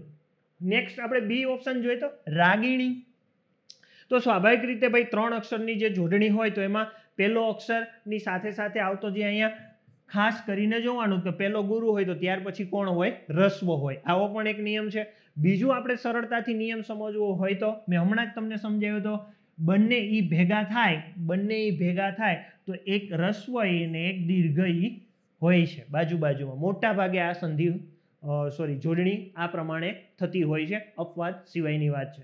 તો અહીંયા રાગીણી તો ઈ અહીંયા રસ્વ ઈ છે અને આ દીર્ઘ ઈ છે. તો આવી રીતે આ પણ કેવી છે? સાચી જોડણી છે. બંને સાચી થઈ. ત્યાર પછી આગળ જઈએ તો પ્રકીર્ણ. જોયું મિત્રો? પ્રકીર્ણ. તો પ્રકીર્ણની જોડણીને આપણે સમજતા પહેલા મેં હમણાં જ તમને કીધું હતું, આગળ જે આપણે મુહૂર્તવાળી જે ખોટી જોડણી જોવાની હતી એમાં આપણે આન્સર મેળવો એ જ પ્રમાણે મેં કીધું હતું કે કોઈ પણ મુહૂર્ત શબ્દ આપણે લખ્યો હતો એ મુહૂર્ત શબ્દની અંદર મેં આવી રેફની વાત કરી હતી તમને કે કોઈ શબ્દ ઉપર આવી રીતે રેફ હોય તો એની પૂર્વે આવેલો એટલે કે એની પહેલા આવેલો જે તે શબ્દ હોય ને એમાં ઈ કે ઉ હોય. ઈ કે ઉ. આ ઈ કે ઉ હંમેશા કેવા હોય છે? દીર્ઘ હોય. કેવા હોય? દીર્ઘ હોય. તો મુહૂર્તમાં પણ જો અહીંયા રેફની પૂર્વે દીર્ઘ છે તો અહીંયા પ્રકીર્ણ શબ્દ છે તો અહીંયા હણ જે આપ્યો છે એ હણની પૂર્વે કી કેવો છે? હંમેશા દીર્ઘ છે. તો દીર્ઘ ઈ છે. ક્લિયર? તો પણ આ સાચું બને છે આપણને. ક્લિયર? તો આ પણ સાચું છે. તો દોસ્તો આપણે ક્રમમાં જોઈએ આ સાચું તો ઓટોમેટિક આ ખોટી જોડણી હોય. આપણે મેળવવાનો આન્સર કયો છે? ખોટી જોડણી શોધો. તો ખોટી જોડણી કઈ હોય? બુલબુલ. હે ને? બુલબુલ નામે આમે બહુ પ્રસિદ્ધ છે, બધાને ખ્યાલ જ હોય ને બધાને ગમતું પણ નામ છે બુલબુલ. ઓકે, તો બુલબુલની જોડણી કઈ રીતે બની શકે? તો કે બુલબુલ મીન્સ કે બંને રસ્વ આવશે. ક્લિયર થયું મિત્રો? તો આ રીતે અહીંયા આ જોડણી ખોટી જે જોડણી છે એને આપણે સમજવાનો પ્રયત્ન કર્યો છે. તો આમાં આન્સર આવશે ડી આન્સર. ક્લિયર બધાને? ઓકે, ત્યાર પછીનો આપણે ક્વેશ્ચન સમજવાનો પ્રયત્ન કરીએ. મસ્ત ક્વેશ્ચન છે. નીચે આપેલ કહેવતનો સાચો અર્થ વિકલ્પ શોધો. સમજજો. હવે કહેવત છે એનો સાચો અર્થ સાથે વિકલ્પ કયો છે? સાચા અર્થ. તો એક તો પહેલા કહેવત આપી છે અને કહેવતના ઓપ્શનમાં 4 ઓપ્શન એના અર્થ બેસતા આપ્યા છે. એમાંથી કયો પ્રોપર અર્થ સભર છે એ આપણે દર્શાવવાનો છે. જોઈએ શું છે કહેવત ભાઈ? તો કે બોડીને ત્યાં વળી કાહકી કેવી, બોડીને ત્યાં વળી કાહકી કેવી. હવે મિત્રો અહીંયા હું તમને એક વાત કહી દઉં. માળિયાહાટીના તાલુકો છે, જુનાગઢ જિલ્લાનો માળિયાહાટીના તાલુકો છે. એ માળિયાહાટીના તાલુકો છે ને એનું એક ગામનું નામ છે જેનું નામ છે બોડી. આ ગામનું નામ છે બોડી ગામ છે. એનો મિનિંગ અહીંયા જે આપણે અર્થ લેશું એવો કોઈ અર્થ નથી કાઢવાનો. આ તો હું તમને ખાલી યાદી અપાવું છું ને આ યાદી એટલા માટે અપાવું છે, આ મારું જ ગામ છે, આ ગામ મારું જ છે ને મારા ગામનું નામ બોડી છે, મારું મૂળ વતન જે છે. તો માળિયાહાટીના જે તાલુકે જુનાગઢ જિલ્લાનું એનું એક ગામ છે બોડી ગામ. એ અહીંયા શબ્દ પ્રયોગ થયો એટલા માટે તમને યાદ રહી જાય આ આવી રીતે વાત કરીને એક સ્ટોરી સ્વરૂપે, એટલા માટે હું તમને વાત કરું છું. ઓકે, હવે આપણે કહેવતને પહેલા સમજવાનો પ્રયત્ન કરીએ કે બોડીને ત્યાં વળી કાહકી કેવી. બોડીનો મિનિંગ શું થાય મિત્રો? તો બોડીનો મિનિંગ એવો નીકળે કે જ્યાં કશું છે જ નહીં, કશું છે જ નહીં, મીન્સ કે કંઈ જ નથી ત્યાં. તો હવે ત્યાં કાહકી, હવે આ કાહકીનો મિનિંગ શું થાય? તો કે આપણે વાળ ઓરાવવા માટે, અત્યારે તો દતિયાને જાત જાતની જે કંઈ ઓરાવવા માટેની આવી હોય વસ્તુ એની વાત નથી, પણ કાહકી પહેલાના સમયની અંદર, હવે તો એનો પ્રયોગ ઓછો થતો હશે, ખબર નહીં, ગ્રામ્ય વિસ્તારની અંદર થતો હશે. તો કાહકી જે આપણે વાળ ઓળાવવા માટે નાનું એવો દતિયાનું નાનું સ્વરૂપ આવતું એને કાહકી કહેવાય. આ તળપદો શબ્દ છે કાહકી, કાસ્કી સાચા અર્થમાં. હવે જોઈએ તો બોડીને જ્યાં કશું જ નથી, જ્યાં કશું જ નથી, ટૂંકમાં ઉજ્જડ વસ્તુ છે, ઉજ્જડ છે. હવે એ ઉજ્જડ વસ્તુમાં જ્યાં કાસ્કીનું શું કામ? ખાસ કરીને અહીંયા માથા પર જો વાળ જ ના હોય, માથા પર વાળ જ ના હોય તો કાસ્કીનું ત્યાં શું કામ ભાઈ? મિનિંગલેસ છે ને કાસ્કી, સ્વાભાવિક છે. સેમ આ અર્થ સમજાઈ ગયો પહેલે કહેવતનો. એ પ્રમાણે એનો અર્થ સાચો કાઢવાનો છે. જોઈએ, બોડીને કાસ્કી ખોવાઈ ગઈ. હવે આવું તો કંઈ થાય નહીં, આપણે અર્થ સમજાય એ રીતે, એટલે આ તદ્દન ખોટું પડશે. નેક્સ્ટ, જેને ખાવાનું ન હોય તેની પાસે સાધન ક્યાંથી? સ્વાભાવિક છે, આ તદ્દન સાચું પડે છે. સાચું પડવાનું કારણ શું? તો કે જેને ખાવાનું ન હોય, હવે જેને ખાવાના જ સાંસા પડે છે, જેને આજે બપોરે જમ્યા હોય તો સાંજે શું જમવું એની પણ એની પાસે મુસીબત હોય, એને તકલીફ હોય, એને એ કંઈ એની દ્વિધા હોય, તો એની સાપેક્ષમાં તેની પાસે સાધન ક્યાંથી હોય? તો એની પાસે કોઈ બીજા યંત્રો કે એની પાસે કોઈ બીજી સુખ સુવિધાઓ તો ક્યાંથી એની વાત કરીએ? જેને ખાવાના જ સાંસા છે, જેને ખાવાના જ સાચા છે, તો એ ખાવાના સાંસા પૂરા કરશે કે આવા નવી નવી ટેકનોલોજી કે નવા નવા યંત્રો કે નવી નવી વસ્તુઓને વસાવવાનો પ્રયત્ન કરશે? એવું તો કરશે જ નહીં. તો કહેવાનો આ છે જેને ખાવાની તકલીફ છે, જેને ખાવાનું છે જ નહીં, તો એની પાસે સાધન ક્યાંથી હોય ભાઈ? ના જ હોય ને. તો સેમ વસ્તુ, જ્યાં બોડી, જ્યાં ઉજ્જડ વસ્તુ છે ત્યાં કાસ્કી જેવી વસ્તુનું શું કામ? મિનિંગલેસ છે. એટલા માટે આન્સર પરફેક્ટ કયો આવશે મિત્રો? બી આન્સર આવે છે. કયો આવશે? B answer. હવે આપણે બીજી કોઈ લાંબી વાતમાં જવું નથી, પણ અહીંયા ત્રીજો ઓપ્શન સી છે એની ચર્ચા કરીએ. તે દરરોજ વાળ ઓળવાનું ભૂલી જાય છે. હવે આવો કોઈ આન્સર ક્યાંય કદાપી આવી શકે નહીં. આ તદ્દન ખોટું છે. છતાં પણ પ્રોવિઝનલ જે કી આવી છે મિત્રો, એ પ્રોવિઝનલ કીની અંદર આ આન્સર આપ્યો છે, એટલે કે સી આન્સર આપ્યો છે. આ તદ્દન ખોટું છે. ધોરણ 10 ની અંદર આની માહિતી આપેલી છે, બધાને ખ્યાલ છે. તો કહેવાનો આશય શું છે મારો મિત્રો? કે તે દરરોજ વાળ ઓળાવવાનું ભૂલી જાય છે. હવે આવો કોઈ આન્સર હોય જ નહીં મિત્રો. એટલે જે કંઈ પણ મિત્રોએ એક્ઝામ આપી છે એ પણ સમજી શકે, દલીલ કે જે કંઈ એનો તમારે પુરાવો આપી અને એનું જે કંઈ માહિતી મોકલવાની હોય તો એ માહિતી તમે મોકલી અને એનો માર્ક્સ મેળવી શકશો મિત્રો. તો જે કંઈ અમુક તારીખ સુધી એનું, મને પ્રોપર તારીખ એની આઈડિયા નથી, પણ જે કંઈ તારીખ સુધીમાં એનું સમાધાન મોકલવાનું હોય પ્રૂફ સાથે, તો એ તમે અરજી લેખન કરી અને મોકલી શકો છો. તો સાચા અર્થની અંદર આ એનો આન્સર સી છે જ નહીં. જે પ્રોવિઝનલ કીની અંદર સી આન્સર આપ્યો છે એ હોતો નથી, તદ્દન ખોટું છે. ખરા અર્થની અંદર સાચો આન્સર કયો આવશે મિત્રો? બી આન્સર આવશે. તો આવો આપણો આ બીજો ક્વેશ્ચન થયો. કયો થયો? આ બીજો ક્વેશ્ચન. ખ્યાલ આવ્યો? પહેલા આગળ જોયો, આ બીજો ક્વેશ્ચન આવી રીતે આવ્યો છે. વાળમાંથી ગૂંચ કાઢી શકાતી નથી. હવે એવું તો કાંઈ આન્સર આવી જ ન શકે. એટલે અહીંયા બોડીને તો વળી કાંસકી કેવી એ જે કહેવત છે એનો જે અર્થ વિકલ્પ શોધવાનો છે સાચો એ કયો આવશે? સી આન્સર આપણને બી આન્સર એનો મળે છે કે જેને ખાવાનું ન હોય તેની પાસે સાધન ક્યાંથી, આવી રીતે એનો અર્થ કાઢી શકાય.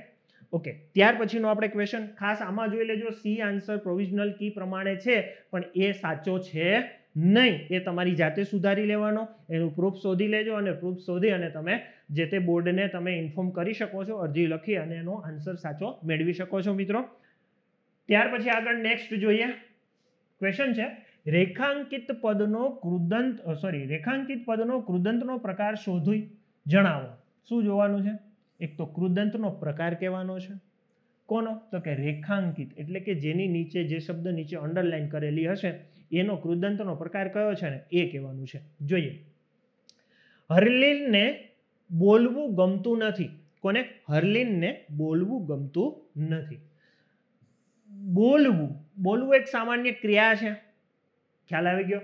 ઓકે, હવે જોઈએ કે હરલીનને બોલવું ગમતું નથી, એની ઉપરથી આપણે સાપેક્ષમાં જોઈએ તો બોલવું શબ્દ છે, બોલવું. તો બોલવું ઉપરથી આપણે આગળ જઈએ અને સમજવાનો પ્રયત્ન કરીએ. પહેલા ઓપ્શનને લઈએ તો પહેલો ઓપ્શન છે સામાન્ય કૃદંત. કૃદંતમાં હંમેશા બે જ વસ્તુ યાદ રાખવાની, એક તો પ્રકાર ને એની સાથે એનો આવતો પ્રત્યય શબ્દ યાદ રાખવાનો. તો સામાન્ય કૃદંતમાં શું આવશે? તો કે વાનો.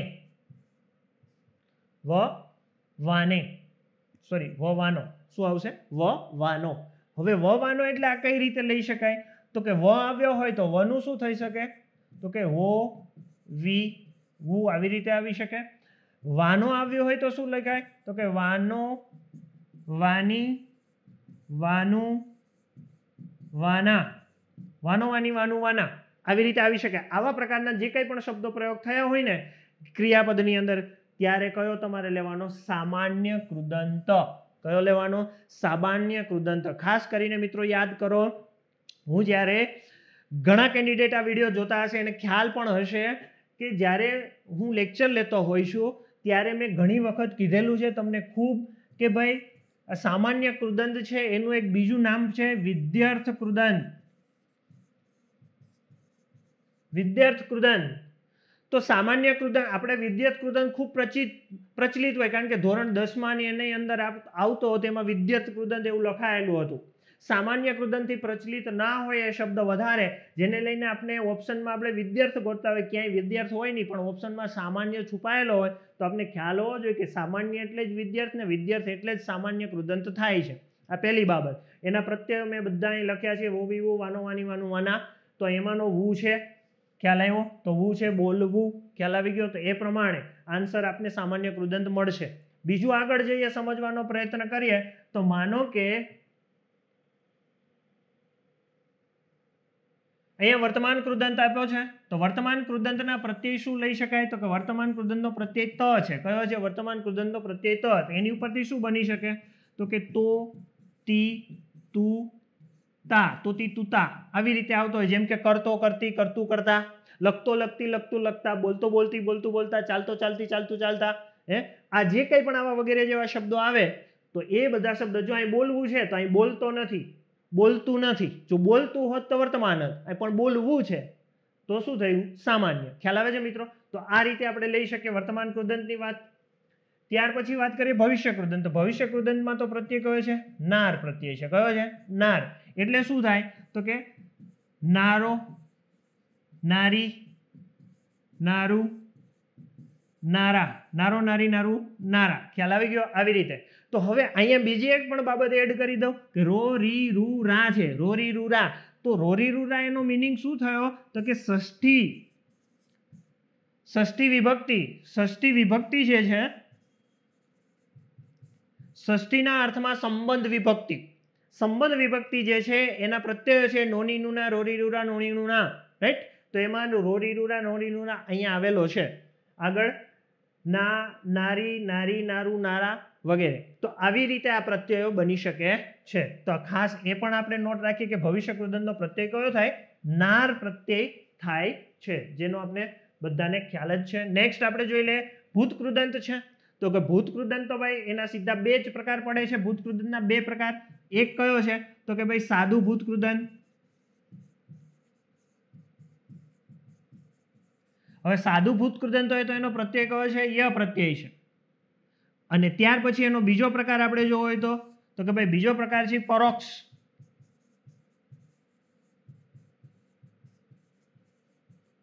પરોક્ષ ભૂતકૃદંત છે. ઓકે, પરોક્ષ ભૂતકૃદંત છે તો એનો પ્રત્યય શું થાય મિત્રો?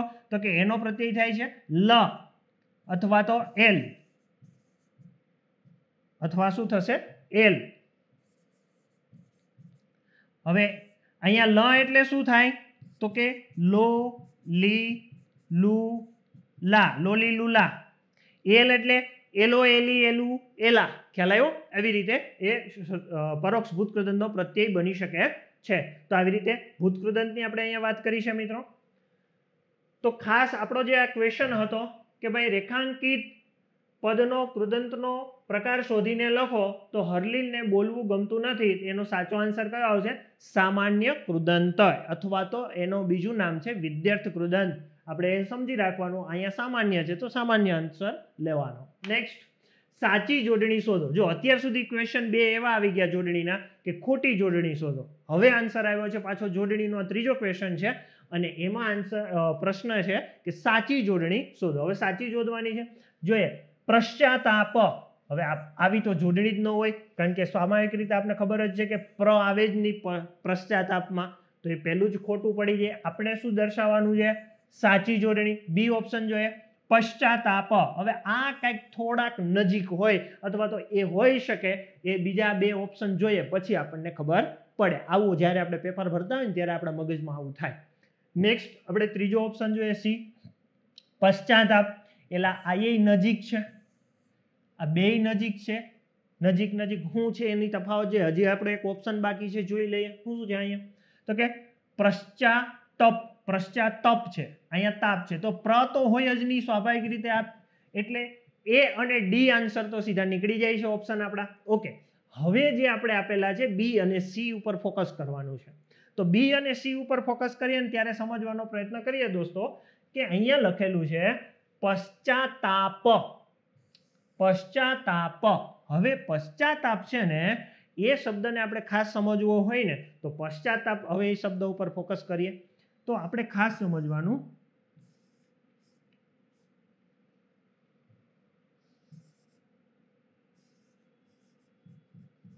મૂળ શબ્દ આવો એક છે પશ્ચાત. મૂળ શબ્દ આવો છે પશ્ચાત. પશ્ચાત એટલે પછી થાય. પશ્ચાત એટલે પછી થાય. અને પછી શબ્દ છે તાપ. હવે તાપ એટલે શું થાય? તો કે જે કંઈ આપણને દર્દ થાય, જે કંઈ પણ આપણને દુઃખ થાય, જે કંઈ પણ આપણને અહેસાસ થાય છે, જેનો થાય, બરોબર, જે કંઈ પણ અનુભૂતિ થાય છે એ એટલે તાપ. એવો અર્થ આપણે અહીં તાપ એટલે ભડકો નથી કરવાનો, એવો અર્થ લેવાનો નથી. તો શું થયું? તો કે અહેસાસ. શેનો અહેસાસ થાય છે?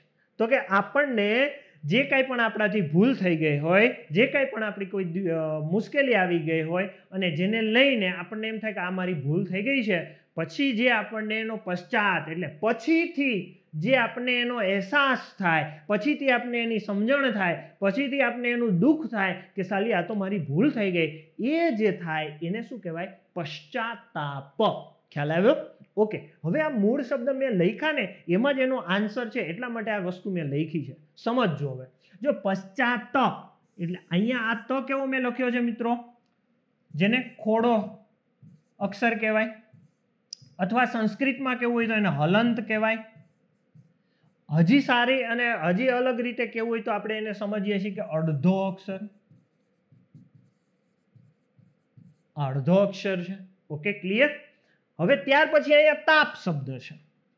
હવે ઓલરેડી તાપ શબ્દ છે, સમજજો. અહીંયા તાપ શબ્દ છે ને આ ત પણ, આ ત કેવો છે? અડધો ત છે. તો હંમેશા દોસ્તો યાદ રાખવાનું કે આપણે ગમે ત્યારે અડધો ત અને એની સાથે ત આખો જોડાય ત્યારે એમાં આવો ત થાય. ખ્યાલ આવ્યો? ઓકે, તો હવે હું આ તાપની અંદર આ અડધો ત જોડી દઉં એટલે આવું થશે. ઓકે, હવે આગળ શું રહ્યું? પશ્ચા છે શબ્દ, એને જોડી દઉં તો કે પશ્ચા. તો હવે આખી જોડણી શું બની ગઈ? પશ્ચાતાપ. તો આવી જોડણી હોવી જોઈએ. હવે આપણે ઉપર બી અને સી માં ફોકસ કરીશું. તો પહેલા બી માં જોઈ લઈએ. તો કે ભાઈ પ છે, તો કે યસ પ છે. ઓકે, પ પેલા મળે છે, રેડી. ચા, તો કે ચા પણ રેડી છે. ઓકે, પછી આવો ડબલ ત છે, તો કે ડબલ ત અહીંયા નથી, અહીંયા ખાલી માત્ર ને માત્ર તા છે, ડબલ ત નથી. તો અહીંયા ખોટું પડી ગયું આ વસ્તુ. ક્લિયર. તો હવે તો આ એક જ ઓપ્શન વધ્યો છે, એમાં પ્રોપર જોઈ લે. પ નો પ છે, ચા નો ચા છે, અને અહીંયા ડબલ ત પણ છે, એટલે અહીંયા ડબલ ત પણ છે અને પ પણ છે. તો પશ્ચાતાપ એ એકદમ પરફેક્ટ જોડણી સાચી છે. ક્લિયર થયું? આ પહેલી બાબત. હવે એ જ જોડણી કદાચ મિત્રો પશ્ચાતાપની જોડણી મને થોડું યાદ આવે છે અને એ પરફેક્ટ પણ છે કે એક એક્ઝામની અંદર આ પશ્ચાતાપ શબ્દ છે ને, આ પશ્ચાતાપની જોડણી આગળ પણ પૂછાયેલી છે. બીજું, આ પશ્ચાતાપ શબ્દનો વિગ્રહ પણ પૂછાયેલો છે. વિગ્રહ એટલે શું થયું કે આપણે કહે ને કે શબ્દનો વિગ્રહ કરવાનો, અક્ષરનો વિગ્રહ કરવાનો, જેને વર્ણ વિગ્રહ તરીકે હું ઓળખાવું છું, જે ટોપિકને વાત કરતો હોઈશું લેક્ચરની અંદર, એવી જ રીતે તો પશ્ચાતાપ શબ્દનો વિગ્રહ મારે કરવો હોય, કદાચ એક્ઝામમાં આપણને કોઈ એક્ઝામમાં પૂછાઈ જાય તો કઈ રીતે થાય? તો અહીંયા પ પ્લસ અ એટલે પ થયો, પ્લસ આગળ જાઓ ચ એટલે ચમાં શું થશે? મીંડાળો શ આવશે. હવે મીંડાળો શ કેમ આવ્યો? તો મિત્રો હું તમને યાદ કરાવું કે આવી રીતે આપણી ગુજરાતી ભાષામાં કોઈ પણ જગ્યા પર આવો ઊંધો ચોગડો ગુજરાતીનો જોવા મળે. જો અહીંયા ચ ઊંધો ચોગડો આવો છે ને, આવો ઊંધો ચોગડો જ્યાં આપણને જોવા મળે ને, ત્યારે 1001% તમારે એનો મિનિંગ દોસ્તો એવું સમજવાનો, મીંડાળો શ એ પણ કેવો? હલંત. જો આવો અડધો હોય ત્યારની વાત છે. ખ્યાલ આવે છે? તો આવી રીતે ઊંધો ચોગડો છે એટલે આપણે અહીં મીંડાળો શ કરીએ છીએ. ક્લિયર? ત્યાર પછી શું છે? ચ છે. તો ચ ને વાંચીએ પશ્ચા, ચા થાય છે, તો ચ પ્લસ આ થશે, ચ પ્લસ આ. પછી શું છે? તાપ છે, એટલે પેલો ત હલંત, જે હમણાં જ ચર્ચા કરી એ રીતે. તો આ ત હલંત. પછી જો કોઈ વર્ણ પછી સ્વર હોય ને તો એ પૂર્ણ ગણાય, પણ એ વ્યંજન પછી સ્વર નથી એટલે એ વ્યંજન હલંત હશે, ખોડો હશે, અડધો હશે. પછી ફરી પાછો ત, પછી આ એટલે તા, પછી પ અને પ્લસ અ. હવે આ સાચો વિગ્રહ મળે છે પશ્ચાતાપ. તો પ પ્લસ અ પ્લસ શ પ્લસ ચ પ્લસ આ પ્લસ ત પ્લસ ત પ્લસ આ પ્લસ પ પ્લસ અ, પશ્ચાતાપ. ક્લિયર થાય છે મિત્રો? આવી રીતે આ સાચી જોડણી આપણે આ 4 ઓપ્શનમાંથી ક્લિયર કરી છે. તો તમને સરસ રીતે આ પ્રશ્ન પણ સમજાઈ ગયો હશે મિત્રો, એવી આશા રાખું છું. આગળ જઈએ. નીચે આપેલ તળપદા શબ્દોનું શિષ્ટ રૂપ વિકલ્પમાંથી શોધો. શેની વાત કરી છે? તળપદા શબ્દનું શિષ્ટ રૂપ આપવાનું છે. શિષ્ટ રૂપ એટલે શુદ્ધ રૂપ. કેનું? તળપદો. તળપદો એટલે ગ્રામ્ય વિસ્તારની અંદર બોલાતા શબ્દો હોય, ઘણા બધા તળપદા શબ્દો જે દેશી ભાષા તરીકે જેને ઓળખીએ છીએ. તો એવા જે શબ્દો હોય એનું કેવો? શિષ્ટ રૂપ, એટલે એનો સાચો અર્થ, શુદ્ધ અર્થ કયો થાય એ કહેવાનું છે. તો અહીંયા શબ્દ છે ખડુકો. ખડુકો શબ્દ છે દોસ્તો. હવે આ ખડુકો શબ્દ છે ને, 6 થી 12 ધોરણની ટેક્સ્ટ બુકનો જો આપણે સારી રીતે અભ્યાસ કર્યો હોય ને મિત્રો, તો આપણને આ શબ્દનો અર્થ મળી શકે. એટલે જ ભારપૂર્વક આપણે લેક્ચર ચાલુ હોય ત્યારે લેક્ચરની અંદર કહેતા હોય કે વારે વારે કોઈ આપણે તમારી સમક્ષ જે પણ કંઈ માધ્યમથી ઉપસ્થિત થતા હોય ત્યારે અમે કહેતા હોય કે મિત્રો ગવર્મેન્ટનો જે કાંઈ સોર્સ છે, ધોરણ 6 થી 12ની ટેક્સ્ટ બુક, એના જે કાંઈ પણ વ્યાકરણના પુસ્તકો છે, આ બધા પુસ્તકો ઉપર તમે ફોકસ કરશો ને તો તમને બધા આવા શબ્દો મળશે. અને આ બધું એમાંથી જ એ લોકો પૂછતા હોય છે. કાંઈ આકાશમાંથી ઉડીને કે કોઈ આવતું નથી, અથવા તો કોઈ મોઢે પૂછી ન શકે. આવું બધું બેઠું હોય જ છે, પણ આપણું ધ્યાન ક્યાંક બીજે ભટકતું હોય છે, આપણે બીજી જગ્યાએથી રીડ કરતા હોઈએ છીએ. પણ ખાસ ગવર્મેન્ટ સોર્સિસવાળા જે કંઈ પણ પુસ્તકો છે એની ઉપર ફોકસ કરો મિત્રો. આ શબ્દ ધોરણ 10ની ટેક્સ્ટ બુકમાંથી જ ખડુકો આવો શબ્દ લીધેલો છે. હવે એમાં એક તકલીફ છે. તકલીફ કઈ છે મિત્રો? તો કે આપણી જે પ્રોવિઝનલ કી આપી છે ને બોર્ડે આપણને, જે આ પેપરની, એમાં આન્સર એ લોકોએ ટેકરો આપ્યો છે. એમાં આન્સર આપણે એ લોકોએ કયો આપ્યો છે? ટેકરો. હવે ટેકરો છે ને, રિયલમાં એવો કોઈ આનો મિનિંગ થતો નથી. ખડુકોનો ચોખ્ખો અર્થ લખાયેલો જ છે ટેક્સ્ટ બુકની અંદર, તમે એનો સોર્સ જોઈ લેજો ધોરણ 10ની અંદર. હવે એનો અર્થ થાય છે ધોધ. સાચો અર્થ શું થાય છે મિત્રો? એનો આન્સર ધોધ મળે છે. ખડતલ એટલે મજબૂત થાય. ખંડેર એટલે જૂનું પુરાણું ભાંગેલ તૂટેલ સાવ એકદમ વર્ષો જૂનું પડેલી જે કાંઈ ઇમારતો હોય કે જે કાંઈ પણ ઘર હોય કે જે વસ્તુ હોય એને શું કહીએ છીએ આપણે ખંડેર કહીએ છીએ.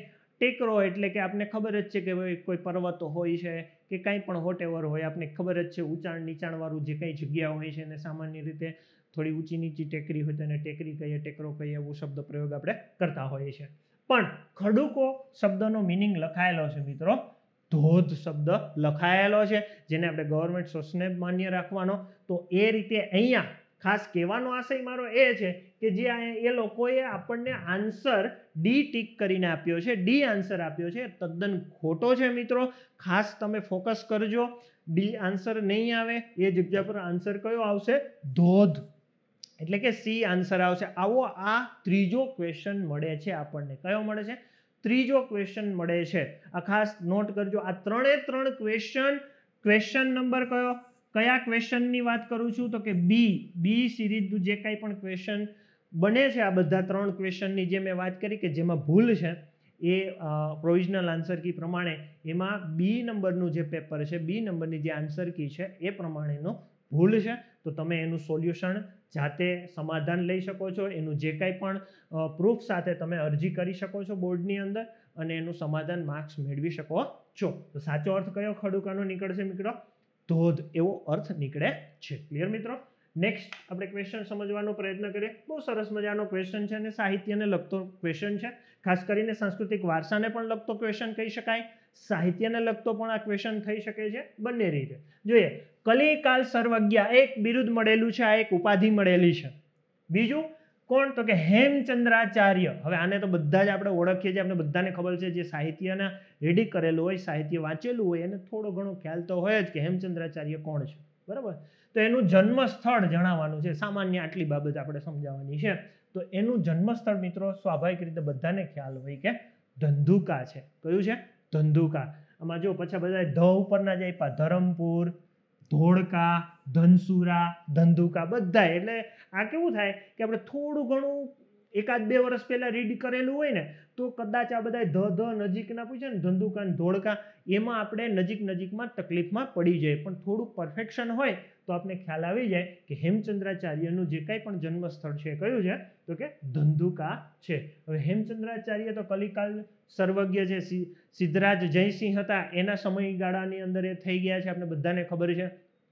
સિદ્ધરાજ હેમચંદ્રાચાર્યએ પેલું આખો વ્યાકરણનો ગ્રંથ લખાયેલો, સિદ્ધહેમ શબ્દાનુશાસન, અને એ આખું પેલી અંબાડી ઉપર, હાથીની અંબાડી ઉપર આખો એ કાઢવામાં આવેલો આપણી ગુજરાતી વ્યાકરણની સાહિત્યની જે આઈસી દ્વારા જે સાહિત્યની બુક બહાર પાડી છે એમાં આખું હેમચંદ્રાચાર્યની ડિટેલ્સ લખેલી છે. એમાં બધું જ વર્ણન પણ છે. તો એનો તમે પણ સારી રીતે મહાવરો લઈ શકો છો. નેક્સ્ટ આગળ જઈએ. ત્યાર પછીનો ક્વેશ્ચન છે, નીચે આપેલ વાક્યનો યોગ્ય કર્મણી પ્રયોગ જણાવો. આગળ આ જ ક્વેશ્ચન હતો, એમાં આપને શું જણાવવાનું કીધું હતું? કર્તરી પ્રયોગ જણાવો. જ્યારે અત્યારે શું પૂછ્યું છે? કર્મણી પ્રયોગ જણાવો. હવે તો કર્મણી જો જણાવવાનું હશે તો વાક્ય કેવું પૂછાયેલું હશે? કર્તરી. આ સ્વાભાવિક છે. જોઈએ કઈ રીતે હશે. તો કે મિથુને ઉર્વીની પીઠ પર હાથ મૂક્યો. હવે મિથુન નામની વ્યક્તિ છે, એમણે કોની પીઠ પર? તો કે ઉર્વીની પીઠ પર. પીઠ એટલે પાછળનો ભાગ, વાંસાવાળો જે ભાગ છે તે. શું કર્યું છે? તો કે હાથ મૂક્યો. તો મૂકવાની કોઈ ક્રિયા છે. તો જ્યારે મેં પહેલા જ સમજાવ્યું એવી રીતે કર્તરી અને કર્મણી વાક્ય રચના હોય. કર્તરીમાં કર્તાનું પ્રાધાન્ય હોય અને કર્તા સાથે વિભક્તિ પ્રત્યે પહેલીનો પ્રયોગ થયો હોય, બાકી કોઈ વિભક્તિનો પ્રયોગ થઈ નહીં. બીજી વાત હું કરું છું તો કે કર્મણી વાક્ય રચનામાં કર્મનું પ્રાધાન્ય હોય અને કર્તા સાથે વિભક્તિ પ્રત્યય વપરાયા હોય. બંને વચ્ચે બીજો ફરક શું? તો કે એ કર્તરી વાક્ય રચનામાં વપરાયેલું ક્રિયાપદ અને કર્મણી વાક્ય રચનામાં વપરાયેલું ક્રિયાપદ, આ બંને વચ્ચેમાં લિંગ પરિવર્તન થયેલું જોવા મળશે. તો સૌથી પહેલા આપણે ઓપ્શન ઉપર ચાલીએ અને સમજવાનો પ્રયત્ન કરીએ. મિથુને ઉર્વીની પીઠ પર હાથ મૂક્યો. આ કર્તરી વાક્ય છે. આ કેવું છે? કર્તરી. આ કર્તરી વાક્ય છે. કર્મણી આપણે શોધવાનું છે. મિથુનથી, હવે જો સમજવાનું છે, મિથુનથી ઉર્વીની પીઠ પર હાથ મુકાયો. સીધો જ આન્સર આપણને મળી ગયો. મિથુનથી જે તે કર્તા છે, કર્તા સાથે વિભક્તિ પ્રત્યય વપરાય છે થી. ઓકે, પછી શું તો કે મૂક્યોનું શું થયું, મુકાયો. તો મેં હમણાં જ કીધું કે કર્તરી અને કર્મણી વાક્ય રચનામાં શું હોય તો કે એમાં વપરાયેલું જે તે ક્રિયાપદ હોય ને, ક્રિયાપદમાં શું જોવા મળશે તો કે લિંગ પરિવર્તન.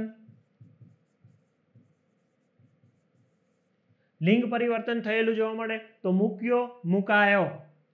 હાથ હાથ રહેશે, પર રહેશે ને પીઠ પીઠ રહેશે ને ઉર્વીની ઉર્વીની જ રહેશે. ફરક ક્યાં થયો કર્તામાં, જે હમણાં જ વાત કરી હતી તો કે જે તે કર્તા હોય વિભક્તિ પ્રત્યય સાથે આવતું હોય કર્તરી વાક્ય રચનામાં, તો એમાં વિભક્તિ પ્રત્યય વગર પણ આવી શકે અને વિભક્તિ આવે તો એમાં પહેલી જેવી વિભક્તિનો પ્રયોગ થઈ શકે.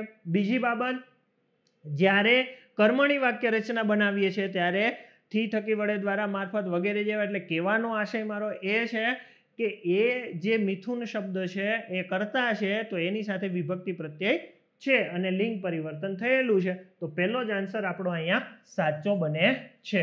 ક્લિયર થાય? તો પછી ત્યાર પછી તો જોવાનું રહ્યું જ નથી, છતાં પણ રીડ કરી લઈએ. મિથુનથી ઉર્વશીથી, જો મિથુનથી ઉર્વીથી, મિથુનથી ઉર્વીથી પીઠ પર હાથ મૂકે છે, તો આવું તો કાંઈ હોય જ નહીં. પહેલાં તો વાક્ય જ નથી, બંધ બેસતું થી નજીક નજીક છે થતું જ નથી. મૂકે છે ને એવું તો કાંઈ આવે નહીં. મિથુનથી ઉર્વીની પીઠ પર હાથ મુકાશે, તો મુકાશે હજી ભવિષ્યની વાત કરી છે, એવી તો કાંઈ વાત થતી નથી, એટલે આ પણ નહીં આવે. મિથુનથી ઉર્વીની પીઠ પર હાથ મુકાવશે, હવે મુકાવશે મુકાવાના અર્થમાં છે, એટલે પ્રેરકના અર્થમાં જાય છે, તો એવી પણ અહીંયા કોઈ વાત કરવાની નથી. આપણે તો કર્મણી જોઈએ છે, તો કર્મણી આપણને અહીંયા પહેલો જ આન્સર મળે છે. ક્લિયર મિત્રો? તો આની પહેલા કર્તરી અને કર્મણીની આપણે ચર્ચા કરેલી જ છે, એટલે બધાને ખ્યાલ છે જ, એટલે આપણે આ ક્વેશ્ચનમાં ઊંડા ઉતરતા નથી. આગળ જઈએ મિત્રો. ત્યાર પછીનો ક્વેશ્ચન છે, શબ્દ સમૂહ માટે એક શબ્દનો સાચો વિકલ્પ પસંદ કરો. શબ્દ સમૂહ માટે એક શબ્દ છે, એનો એક શબ્દ આપણે આપવાનો છે. કઈ રીતે શું છે આપણે સમજવાનો પ્રયત્ન કરીશું. તો કે કેડ, કેડ એટલે કમર. કેડ એટલે શું લઈ લેવાનું? કમર. હવે આમાં ઘણી વખત શું થતું હોય ખબર છે કે આમાં ઘણી વખત તળપદા શબ્દોનો પ્રયોગ થયેલો હોય, જેથી કરીને આપણે અવઢવમાં પડી જઈએ, મુશ્કેલીમાં પડતા હોઈએ. પણ સમજીએ, કેડ ઉપરના વસ્ત્રને કસીને બાંધવું તેને શું કહેવાય, એવો આપણે અર્થ કાઢી શકીએ કે એવા એને આપણે કેવું હોય તો એક શબ્દમાં શું કહેવાય કે આપણી કેડ હોય એ કેડ ઉપરના વસ્ત્રને કસીને, કસીને એટલે એવો શબ્દ લઈ શકાય કે તાણીને, ખેંચીને, ટાઈટ આપણે કહીએ ને ટાઈટ, એ અર્થ નીકળે. બાંધવું, ટાઈટ બાંધજે તો એ ટાઈટ, આવો અર્થ. તાણીને બાંધજે એ અર્થ, કસીને બાંધજે એવો અર્થ. ખ્યાલ આવે ને દોસ્તો? આવી રીતે. તો હવે આપણે ખબર પડી ગઈ કે કેડ ઉપરના વસ્ત્રને કસીને બાંધવું તેને શું કહેવાય. તો પેલું છે સલવટ, આવો શબ્દ છે, તો એવો કોઈ અર્થ નીકળે નહીં. ત્યાર પછી આગળ જઈએ, પલવટ. અહીંયા મહત્વનો એક સરસ મજાનો શબ્દ છે જેને આપણે છેલ્લે સમજવાનો પ્રયત્ન કરીશું. એ પહેલા આપણે અહીંયા સમજી લઈએ કેડિયું. કેડિયું કોને કહેવાય એ જોઈએ.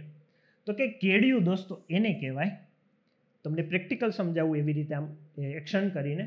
કેડિયું કેને કહેવાય? તો કેડિયું કોણ પહેરે? સામાન્ય રીતે આપણે ગ્રામ્ય વિસ્તારની અંદર જઈએ ને તો આપણા વડીલો હોય ને, ખાસ કરીને ધોરી મિલિટરી, એ લોકો ખાસ કરીને આપણે જોઈએ તો એનો પહેરવેશ જોઈએ ને તો ઉપરનું જે કહેવાનો આ છે કે કમરની ઉપરનો જે ભાગ હોય એ ભાગ ઉપર પહેરેલું જે વસ્ત્ર હોય એને કેડિયું કહેવાય.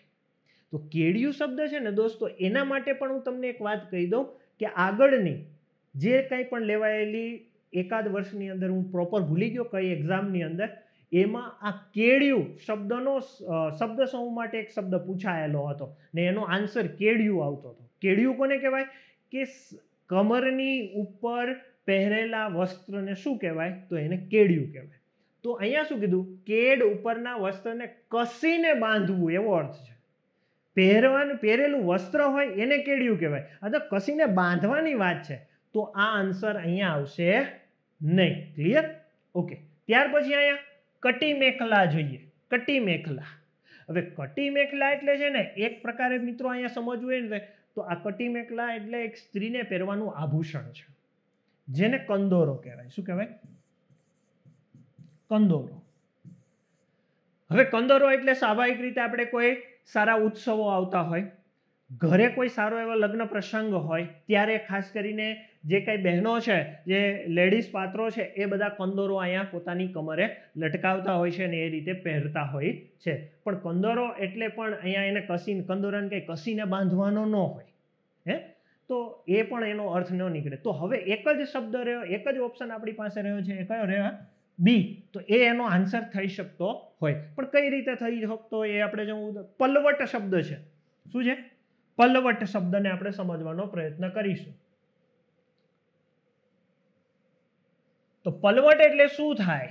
પલવટ, તો પલવટનો મિનિંગ એવો થાય કે કોઈ એક છેડો નીચેથી, કોઈ એક છેડો, આ પ્રોપર હું તમને શબ્દ બોલું છું, જે મોટો કોષ છે, સાર્ક જોડણી કોષ છે, એ પ્રમાણે એનો અર્થ કાઢીને તમને કહું છું મિત્રો, કે પલવટ નામનો જે શબ્દ છે એનો મિનિંગ એવો થાય કે કોઈ છેડો નીચે ટીંગાઈ રહ્યો છે, તો એ છેડાને ઊંચે લઈ અને કમર પર તમે ટાઈટ તાણીથી કસીને બાંધો છો, એટલે એને પલવટ કહેવાય.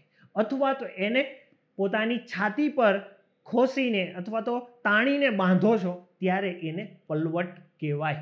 ખ્યાલ આવે છે? ત્યારે પલવટ એટલે હવે તમને ખ્યાલ આવી ગયો હશે કે પલવટ એટલે શું થાય, તો કે કેડ ઉપરના વસ્ત્રને કસીને બાંધવું, એને શું કહેવાય? પલવટ. ક્લિયર થાય છે મિત્રો? તો આવી રીતે આપણે સમજવાનો પ્રયત્ન કર્યો શબ્દ સમૂહ માટે એક શબ્દ. ત્યાર પછી નેક્સ્ટ સમજીએ, નીચે આપેલ વાક્યનો પ્રેરકનો સાચો વિકલ્પ શોધો. પ્રેરક વાક્ય છે એનો સાચો વિકલ્પ આપણે શોધવાનો છે. પ્રેરક આપ્યું છે એનો સાચો વિકલ્પ શોધવાનો છે. આ વાક્ય છે એનો સાચું શું બનવાનું? પ્રેરકનો સાચો. તો જોઈએ, પાર્વતીએ જીવનભર થીગડા માર્યા. આ ખુદ પોતે પાર્વતીએ જીવનભર થીગડા માર્યા. તો આ વાક્ય જોવું હોય ને તો મિત્રો આ શું છે? કર્તરી. જે હમણાં મેં કર્તરી કર્મણીની ચર્ચા કરી, જે તે કરતા છે પાર્વતી, એની સાથે વિભક્તિ પ્રત્યય, પહેલી વિભક્તિ તો 0 તો એ પ્રત્યય છે. જીવનભર થીગડા માર્યા, મારવાની કોઈ ક્રિયા છે. શું માર્યું? તો કે થીગડા. તો થીગડા એ શું થયું મિત્રો? તો કે કર્મ થયું. ખ્યાલ આવી ગયો? ખ્યાલ આવે છે? હવે આપણે જોવાનું છે તો કે એનું શું આપણે જોવાનું? પ્રેરક. તો કે પાર્વતીથી જીવનભર થીગડા મરાયા. સમજો આખે આખું.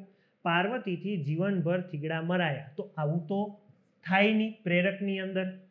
તો આ જે વાક્ય છે એમાં શું થયું? પાર્વતીથી થઈ ગયું, કરતા સાથે થી થકી વડે દ્વારા મારફત જેવો શબ્દ વિભક્તિ પ્રત્યે લાગી ગયો છે. ઓકે, થીગડા તો એ તો કર્મ એમનું એમ જ છે.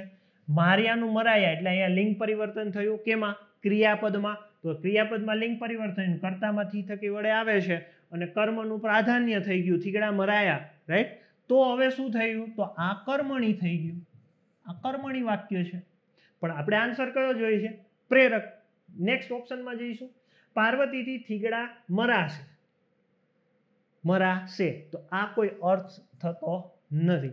પાર્વતીથી થીગડા મરાશે તો એવું કંઈ થતું નથી. પ્રેરક. ઓકે, આગળ જોઈએ તો પાર્વતી પાસે જીવનભર થીગડા મરાવ્યા. ઓકે, હવે અહીંયા કંઈક હાર્દ છુપાયેલો છે. પાર્વતી પાસે, પહેલા અહીંયા શું કીધું?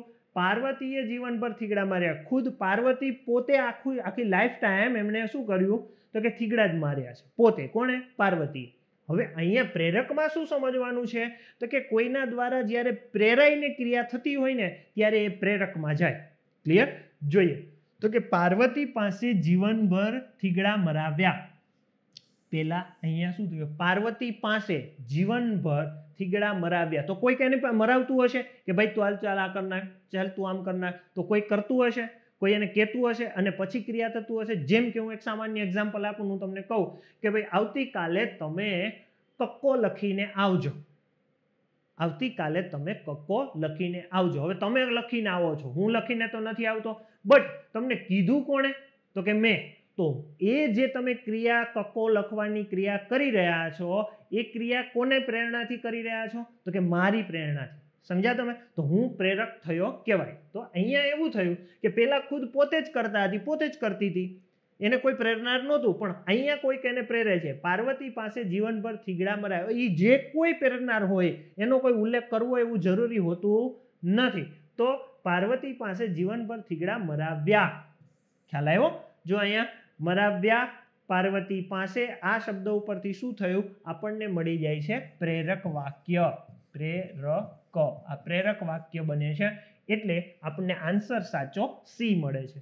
પાર્વતીનું જીવન થીગડું હતું. હવે એ તો મિનિંગલેસ જ છે, આવો તો કાંઈ આન્સર હોય જ નહીં.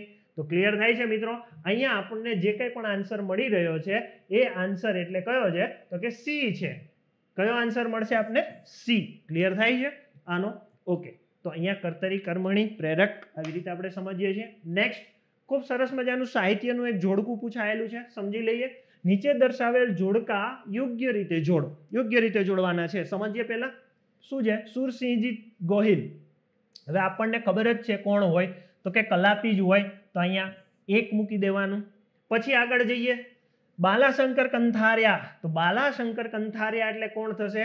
તો કે કલાંત, એટલે અહીંયા 4 નંબર આવશે. ક્લિયર? ત્યાર પછી રામનારાયણ પાઠક. રામનારાયણ પાઠક એટલે કોણ આવી જાય? દ્વિરેફ, એટલે કે 2 નંબર આવશે. ત્યાર પછી જમનાશંકર બુચ. જમનાશંકર બુચ એટલે હવે તો એક જ બાકી છે એટલે સીધો ખ્યાલ આવી જાય લલિત, એટલે કે 3 નંબર. ઓકે, તો 1 4 2 3 કેમાં છે એ જોઈ લેવાનું. 1 4 તો એ છે, એ આમાં જોવાનું. એ અહીંયા છે, અહીંયા છે, અહીંયા એ છે, એમાં 1 છે, ડન છે. ઓકે, પછી બી માં કોણ છે? 4, તો બી ક્યાં છે? તો બી માં 4 છે. ઓકે, સી માં કોણ છે? 2, સી ક્યાં છે? અહીંયા 2 છે સી માં. ડી કોણ છે? તો કે ડી માં 3, ડી માં 3. ઓકે, તો આપણે પહેલો જ આન્સર મળી ગયો છે ભાઈ. ક્લિયર? બાકી તો કોઈ બંધ બેસતા થતા જ ન હોય એટલે કાંઈ એમાં આપણે ઊંડું ઉતરવાની જરૂર છે જ નહીં. ઓકે, ક્લિયર થાય છે આ પ્રમાણે? હવે અહીંયા સમજવાનું છે કે આ જે કલાપી છે, તો કલાપીની આપણે આગળ ચર્ચા પણ કરવાના. તો કલાપી એટલે કોણ? તો એનું પૂરું નામ છે સુરસિંહજી તખ્તસિંહજી ગોહિલ. આ એનું પૂરું નામ છે. બરોબર? ક્યાંના હતા? તો કે અમરેલી જિલ્લાના લાઠી તાલુકાના હતા. લાઠી સ્ટેટ છે ત્યાંના એ રાજકુમાર હતા. બીજી વાત, તો કે કલાપી છે એ કલાપી છે એને શું કહેવાય છે? એનું બીજું કયું બિરુદ મળેલું છે? તો કે સુરતાની વાડીનો મીઠો મોરલો. આવું એને એક બિરુદ મળેલું છે. હવે આવું એક બિરુદ મળેલું છે મિત્રો. બીજું એની સાથે સાથે આપણે સમજવાનો પ્રયત્ન કરીએ તો એની સાથે આપણે બીજો કયો શબ્દ સમજીએ? તો કે આ કલાપી શબ્દ છે ને એ કોઈક ઓલ્ડ એક્ઝામની અંદર પૂછાયેલો શબ્દ છે. અને કલાપી એટલે શું થાય? તો કે કલાપી એટલે મોરલો થાય મિત્રો, અથવા તો એને મોર પણ કહી શકાય. એટલે તો એને કીધું કે સુરતાની વાડીનો મીઠો મોરલો.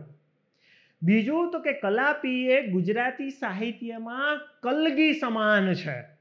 કલગી સમાન છે. કલગી એટલે મોર જોયો હોય આપણે તો મોરના મસ્તક ઉપર પેલી જે 2-4 આમ ઊંચી ઊંચી આપણે ઊંચાઈ દેખાય છે એને કલગી કહેવાય. એ કલગી સમાન છે, એટલે શીર્ષ સ્થાન પર એનું સ્થાન જળે.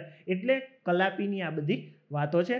કલાપીનો કેકારવ ને બધું એનું ઘણું બધું આપણને ખબર જ છે. જ્યાં જ્યાં નજર મારી ઠરે યાદી ભરી ત્યાં આપની. આપણે બધાને ખબર છે કલાપી વિશે તો ખૂબ યુવાનોના કવિ પણ કહેવાય છે. અને કલાપી આવે એટલે યુવાનોનું હૃદય ગદગદિત થઈ જાય, આપણે બધાને ખ્યાલ છે દોસ્તો. એટલે વિશેષ વાત ન કરતા આપણે આગળ જે કાંઈ પણ છે એ શબ્દને સમજવાનો પ્રયત્ન કરીશું. બાકી સાહિત્યના લેક્ચરની અંદર બધી ચર્ચાઓ આપણે થતી હોય છે. નેક્સ્ટ જોઈએ દ્વિરેફ. દ્વિરેફ, દ્વિરેફ એટલે રામનારાયણ વિશ્વનાથ પાઠક. એના બીજા પણ નામ છે. એક દ્વિરેફ નામ છે, બીજું ત્યાર પછી એનું એક નામ છે શેષ નામ છે. ત્યાર પછી હજી એક ત્રીજું એનું એક નામ છે સ્વૈર વિહારી. સ્વૈર વિહારી. અને હજી એક એનું એક ચોથું નામ છે જેનું નામ છે જાત્રાળુ. કયું નામ છે? જાત્રાળુ.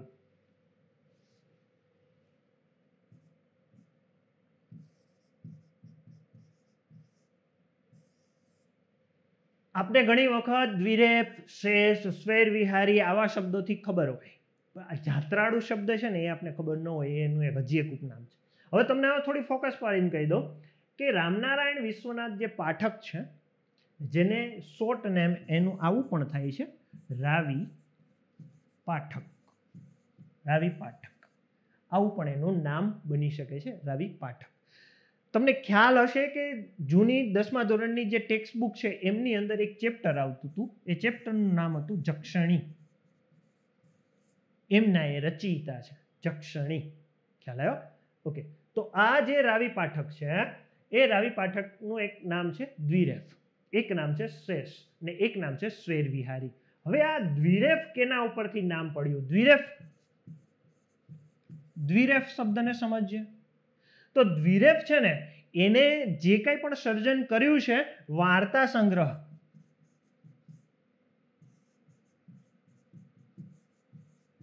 વાર્તા સંગ્રહના આધારે એમનું નામ પડે છે દ્વિરેફ. બીજું નામ છે એનું શેષ. તો શેષ નામ શેના આધારે પડે છે? તો એના કાવ્યોના આધારે.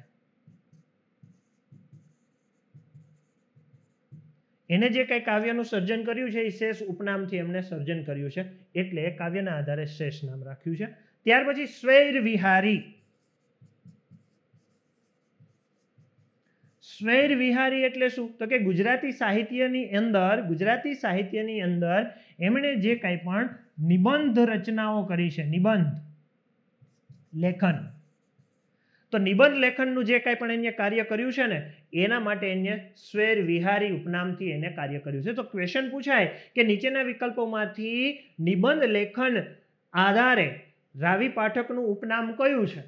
તો આપને ખબર પડી જાય કે સ્વૈર વિહારી છે, દ્વિરેફ છે કે શેષ છે, કયું છે, અથવા તો જાત્રાળુ છે. ખ્યાલ આવે છે? આવી રીતે એના આ ત્રણે નામનું ઉલ્લેખ આપને મળે છે, તો એ પણ આપણે ખ્યાલ રાખીએ મિત્રો. ત્યાર પછી આગળ જે કંઈ પણ આપણે સમજવાનું છે છેલ્લું છે જમનાશંકર બુચ.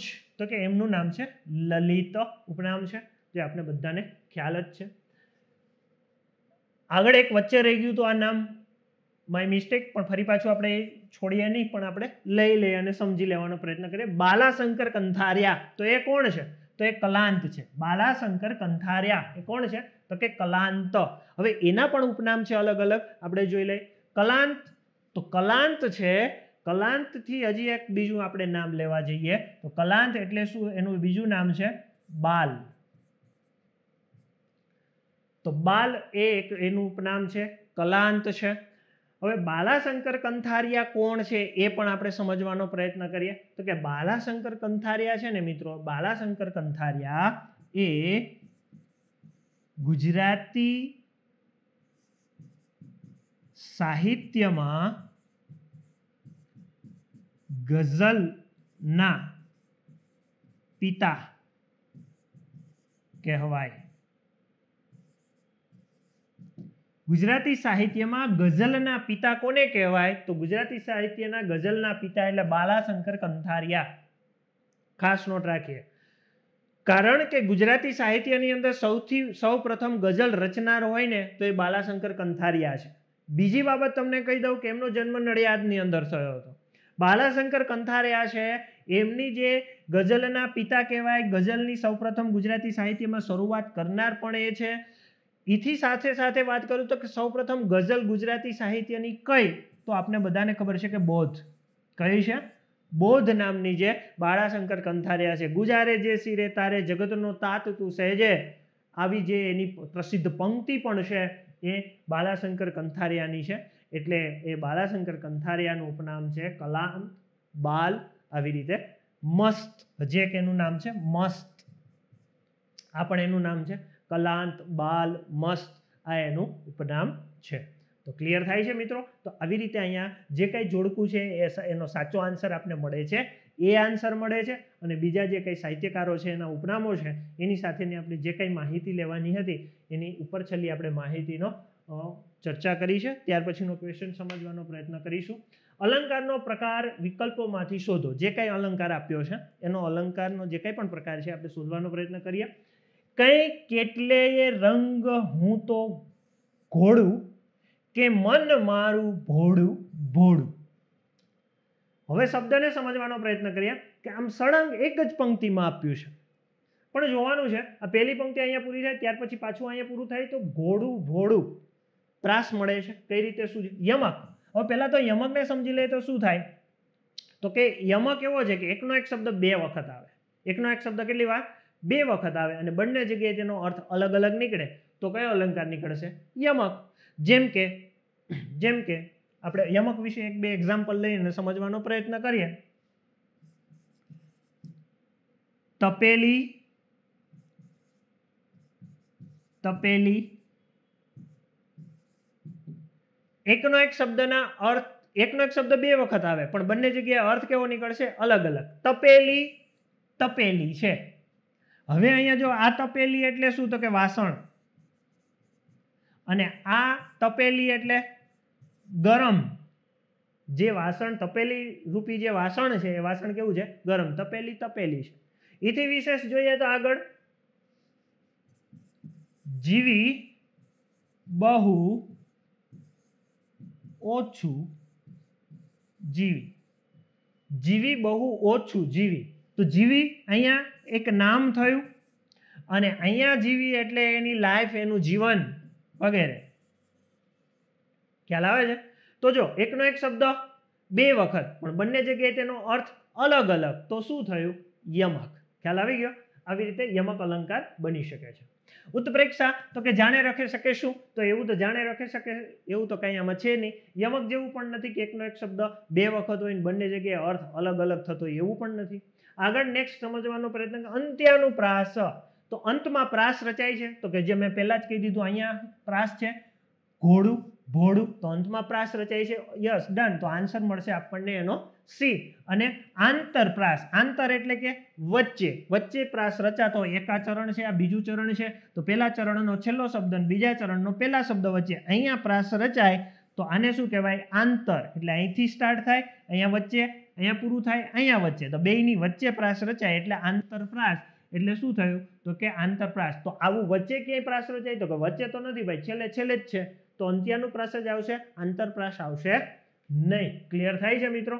તો આવી રીતે આંતરપ્રાસ અલંકાર નહીં બને, પણ થશે શું? તો કે ક્યાંય કેટલાય રંગ હું તો ઘોડું, કે મન મારું ભોળું ભોળું. તો ઘોડું ભોળું અંતમાં પ્રાસ રચાય એટલે અંત્યાનુપ્રાસ અલંકાર બને છે. નેક્સ્ટ, નીચે આપેલ વાક્યનો ભાવે પ્રયોગ વાળો સાચો વિકલ્પ શોધો. જો કર્તરી જોયું, કર્મણી જોયું, પ્રેરક જોયું, ત્યાર પછી ભાવે જોઈ લે. તું શું કરી શકે? આપણે ઘણાને કહેવાય તું શું કરી શકે, એમ તારા શું થાય એમ છે કે ને, હે આવું કહીએ ને આપણે. તો જોઈએ, લ્યો એ જ આવી ગયો સીધો આન્સર જે હું જસ્ટ બોલ્યો જ છું, કે તારાથી શું કરી શકાય. જો તું શું કરી શકે, તું શું કરે, તું એ કરતા છે, રાઈટ. તો કર્તાની જગ્યાએ શું થઈ ગયું? તુંનું શું થઈ ગયું? તારાથી. તારાથી શું કરી શકાય? તો શું કરી એમનું એમ. પછી અહીંયા શકે છે એની જગ્યાએ શું થઈ ગયું? શકાય. ભાવ ઉત્પન્ન થઈ ગયો. કારણ કે જે તે હંમેશા યાદ રાખવાનું કે ભાવે વાક્ય રચનાની અંદર શું ધ્યાનમાં રાખવાનું છે આપણે? તો કે ઘણી વખત કેન્ડિડેટને તકલીફ ન્યા થાય છે કે ભાવે વાક્ય અને કર્મણી વાક્ય છે ને બંનેને અલગ પાડવું, જુદું પાડવું અથવા તો ઓળખવામાં તકલીફ થાય છે. કર્મણી વાક્ય રચનાની અંદર કર્મનું પ્રાધાન્ય હોય દોસ્તો, આ યાદ રાખવાનું પહેલી બાબત. જ્યારે ભાવે વાક્ય રચના હોય ને એમાં કર્મ રહેતું નથી, કર્મ નીકળી જાય છે, કર્મ હોય જ નહીં. તો શું થઈ જાય? તો કે ક્રિયા દ્વારા ભાવની પ્રધાનતા થઈ જાય. ખ્યાલ આવે છે? ક્રિયા દ્વારા ભાવની પ્રધાનતા વધી જાય છે. તો અહીંયા જોઈએ કે તારા, તું શું કરી શકે?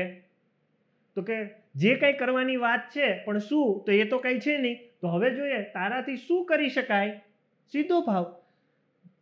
આપને કોઈક આપણી પાસે કંઈ વસ્તુ માંગવા આવે છે, આપણે કંઈ દેવામાં આપણે આનાકાની કરીએ છીએ, ત્યારે આપણે વાત કરતા હોય તો સહેજે સહેજે પછી સામેવાળી વ્યક્તિ અંતે કંટાળીને આપણે એમ કે જે હોય તે તારાથી શું થઈ શકે એમ છે એ દે, તારાથી શું આપી શકાય છે એ આપ. હે તો ત્યારે શું થઈ જાય? ભાવનું પ્રાધાન્ય થઈ જાય કે તારાથી જે અપાય એ આપ, એમ એક પ્રકારના ભાવનું પ્રાધાન્ય. એટલે અહીંયા કહે છે તું શું કરી શકે છે, તો તારાથી શું કરી શકાય છે.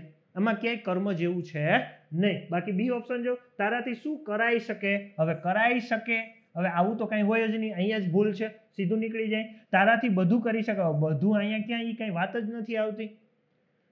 બધું જ કરી શકાય તારાથી, હવે આ તો વાક્યમાં જ આખું ભૂલ છે. બધું જ કરી શકાય તારાથી, હે કરતા જ વયો ગયો પાછળ, તો આ પણ ન આવે. તો ખાલી કાંઈ ખબર ન પડે અને તમે એમનું વાક્ય વાંચો ને આ ચારે ચાર, તો પણ તમને અંદાજ આવે. કદાચ તમે ભાવે કેમ થાય ને શું થાય ને એ ખબર ન પડતી હોય ને એમનેમ સામાન્ય રીતે તમે વાંચો ને તો પણ સહજ સ્વાભાવિક રીતે તમને જે આ એ આન્સર છે ને એ એકદમ આની નજીકનો આન્સર હોય ને એવું લાગે. આ ત્રણ સિવાય, ત્રણ તો હાવ અલાયદા જ છે. ખ્યાલ આવ્યો? એટલે તદ્દન સાચો આન્સર કયો મળશે મિત્રો? અહીંયા એ આન્સર મળે છે. નેક્સ્ટ, રૂઢિપ્રયોગનો સાચો અર્થ શોધો. રૂઢિપ્રયોગ જોઈએ તે દૂધે ધોઈને આપવા. ઘણી વખત આપણે જીવનમાં કોઈકને કહેતા હોય તમે કંઈ દૂધે ધોયેલા નથી, જેવા છે બધાને અમને ખબર જ છે, આપણે કોઈકને કહેતા હોય દૂધે ધોયેલા નથી. તો જોઈએ આમાં એનો અર્થ શું છે, દૂધે ધોઈને આપવા. તો પ્રામાણિકપણે ચૂકતે કરવું, એકદમ રાઈટ. દૂધ એકદમ સફેદ હોય તો એકદમ પ્રામાણિક શુદ્ધ ભાવનાથી આપણે જે કંઈ પણ આપવું હોય, આપતા હોઈએ ત્યારે એમ કહેવાય કે ભાઈ દૂધે ધોઈને આપ્યા અથવા તો આપ્યું. તો પ્રામાણિકપણે ચૂકતે કર્યું છે, એકદમ પ્રામાણિક. જે આપણા વ્યવહાર કુશળતા પ્રમાણે વ્યવહાર કરવાનો હોય તો એ આપણે જે કરવો પડે એ કરવાનો જ. તો એ શું થયું, એકદમ પ્રામાણિકપણે આપણે ચૂકતે કર્યું છે. બાકી અહીંયા જો અપ્રામાણિક હોવું તો એ તો કંઈ થાય નહીં, સત્ય ન હોવું તો એવું કંઈ થાય નહીં, ઉજળું કરવું તો ઉજળું કરવાની અહીં કંઈ વાત જ નથી.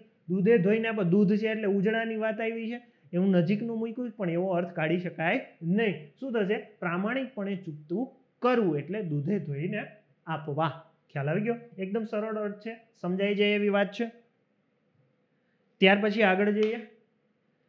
નીચે આપેલા તળપદા શબ્દોનો શિષ્ટ રૂપ વિકલ્પમાંથી શોધો. શિષ્ટ રૂપ વિકલ્પમાંથી શોધવાનો છે ને તળપદો શબ્દ આપ્યો છે, ચૂ શબ્દ છે. ચૂ તો બહુ સિમ્પલ શબ્દ છે. ચૂ એટલે શોષણ ન થાય. કોક આપને શોષી લે, આપણું કામ કરાવી લે અને પોતાનો સ્વાર્થ જોઈ લે તો એક પ્રકારનું શોષણ થયું, તો એવો અર્થ અહીંયા નીકળતો નથી ચૂ. ચૂસવું, હવે આ તો ચૂસવાની જ વાત છે, શેરડીનો સાઠો ચૂસતા હોય તો એવી રીતે વાત નથી. ટપકવું, હા યસ, શું થાય, ટપકવું. જે પાણીની બૂંદ ટપ ટપ ટપ ટપ ટપકતી હોય, પડતી હોય તો એને ચૂવું કહેવાય. આ તળપદો શબ્દ છે. ચૂવું એટલે શું થાય, ટપકવું. જો ટપકવું કેમ લખ્યું, છેલ્લે હું છે અને એની ઉપર અનુસ્વાર છે એ પણ ફોકસ કરો. ચૂવું પણ કેમ લખ્યું, એમાંય છેલ્લે હું છે, હું ઉપર અનુસ્વાર છે અને ચૂ દીર્ઘ છે. તો હંમેશા મેં હમણાં જ તમને જોડણીનો નિયમ કીધો હતો. શું કીધું હતો, બે ઉ ભેગા થાય તો પેલો ઉ રસ્વ અને બીજો એ દીર્ઘ, એવું હોય, રાઈટ. હવે અહીંયા શું થયું, આ ચૂવું તો જે મૂળ બે શબ્દ છે એ મૂળ બે શબ્દ હોય ને, જ્યારે બે જ અક્ષરની જોડણી બનતી હોય, બે જ અક્ષરની જોડણી બનતી હોય એમાં પહેલો અક્ષર મોટા ભાગે કેવો હોય, દીર્ઘ. જેમ કે એક્ઝામ્પલ લઉં, ખૂબ. પણ અહીંયા શું થયું, ચૂવું. તો આ ઘણી વખત મેં કીધું ને કે જોડણીના નિયમ પ્રમાણે જોડણી ન જાતી હોય ત્યારે તમારે મારે શું સમજવાનું છે મિત્રો, એ અપવાદ રૂપ શબ્દને સમજીને ચાલવું પડે. આ એક તળપદો શબ્દ છે. તો ચૂવું એટલે ટપકવું થાય.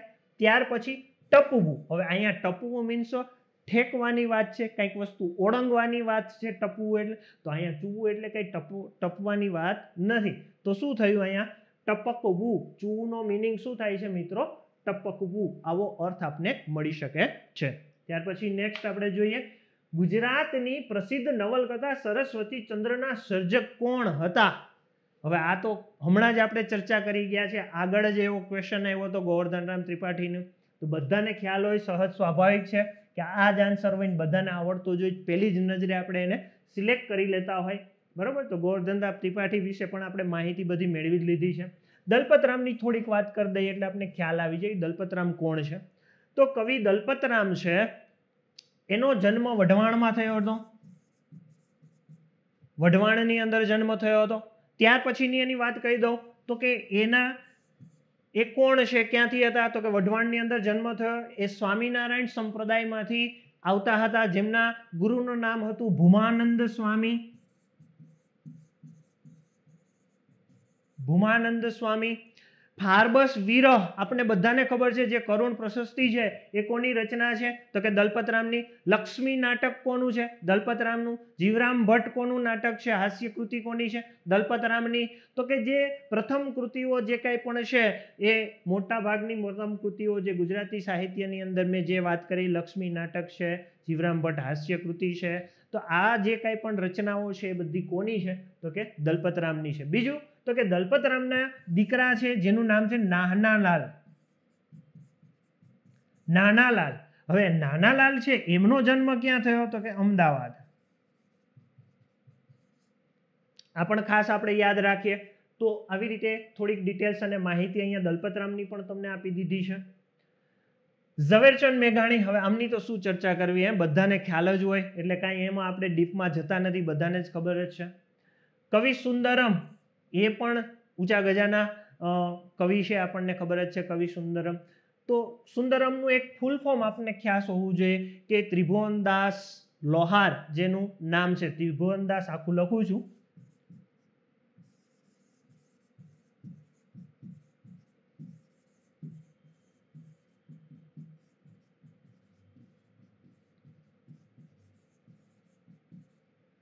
આ એનું ફૂલ નામ છે, ત્રિભુવનદાસ પુરુષોત્તમદાસ લોહાર. આ એનું પૂરું નામ છે, જેનું ઉપનામ છે સુંદરમ, જે આપણને ખ્યાલ હોવો જોઈએ. તો આવી રીતે સુંદરમ પણ ખૂબ ગુજરાતી સાહિત્યના ઊંચા ગજાના કવિ લેખક તરીકે પણ પ્રસિદ્ધિ પામેલા છે, એની આપણે ચર્ચા આગળ કરી જ છે.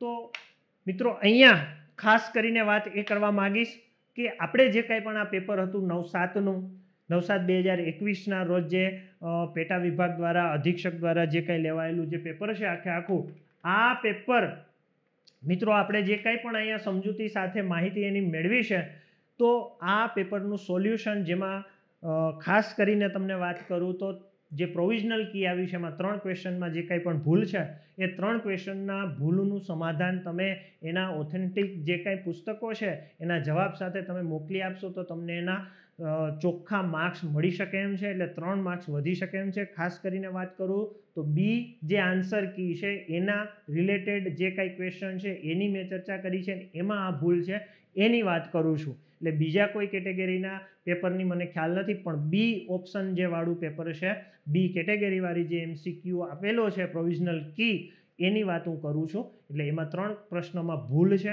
તો એનું સમાધાન સોલ્યુશન પણ આપણે અહીંયા જે કર્યું છે, બાકીના પ્રશ્નોને પણ સમજવાનો પ્રયત્ન કર્યો છે. તો મિત્રો આવા જ નિત નવા જે કંઈ પણ આપણા અલગ અલગ જે કંઈ પેપરો આવશે કે કંઈ ક્વેશ્ચનની MCQ સિરીઝ આવશે, જે કંઈ પણ હશે એ માટે આપણે વિગતે યુટ્યુબ ચેનલની અંદર ફરી પાછા મળતા રહીશું.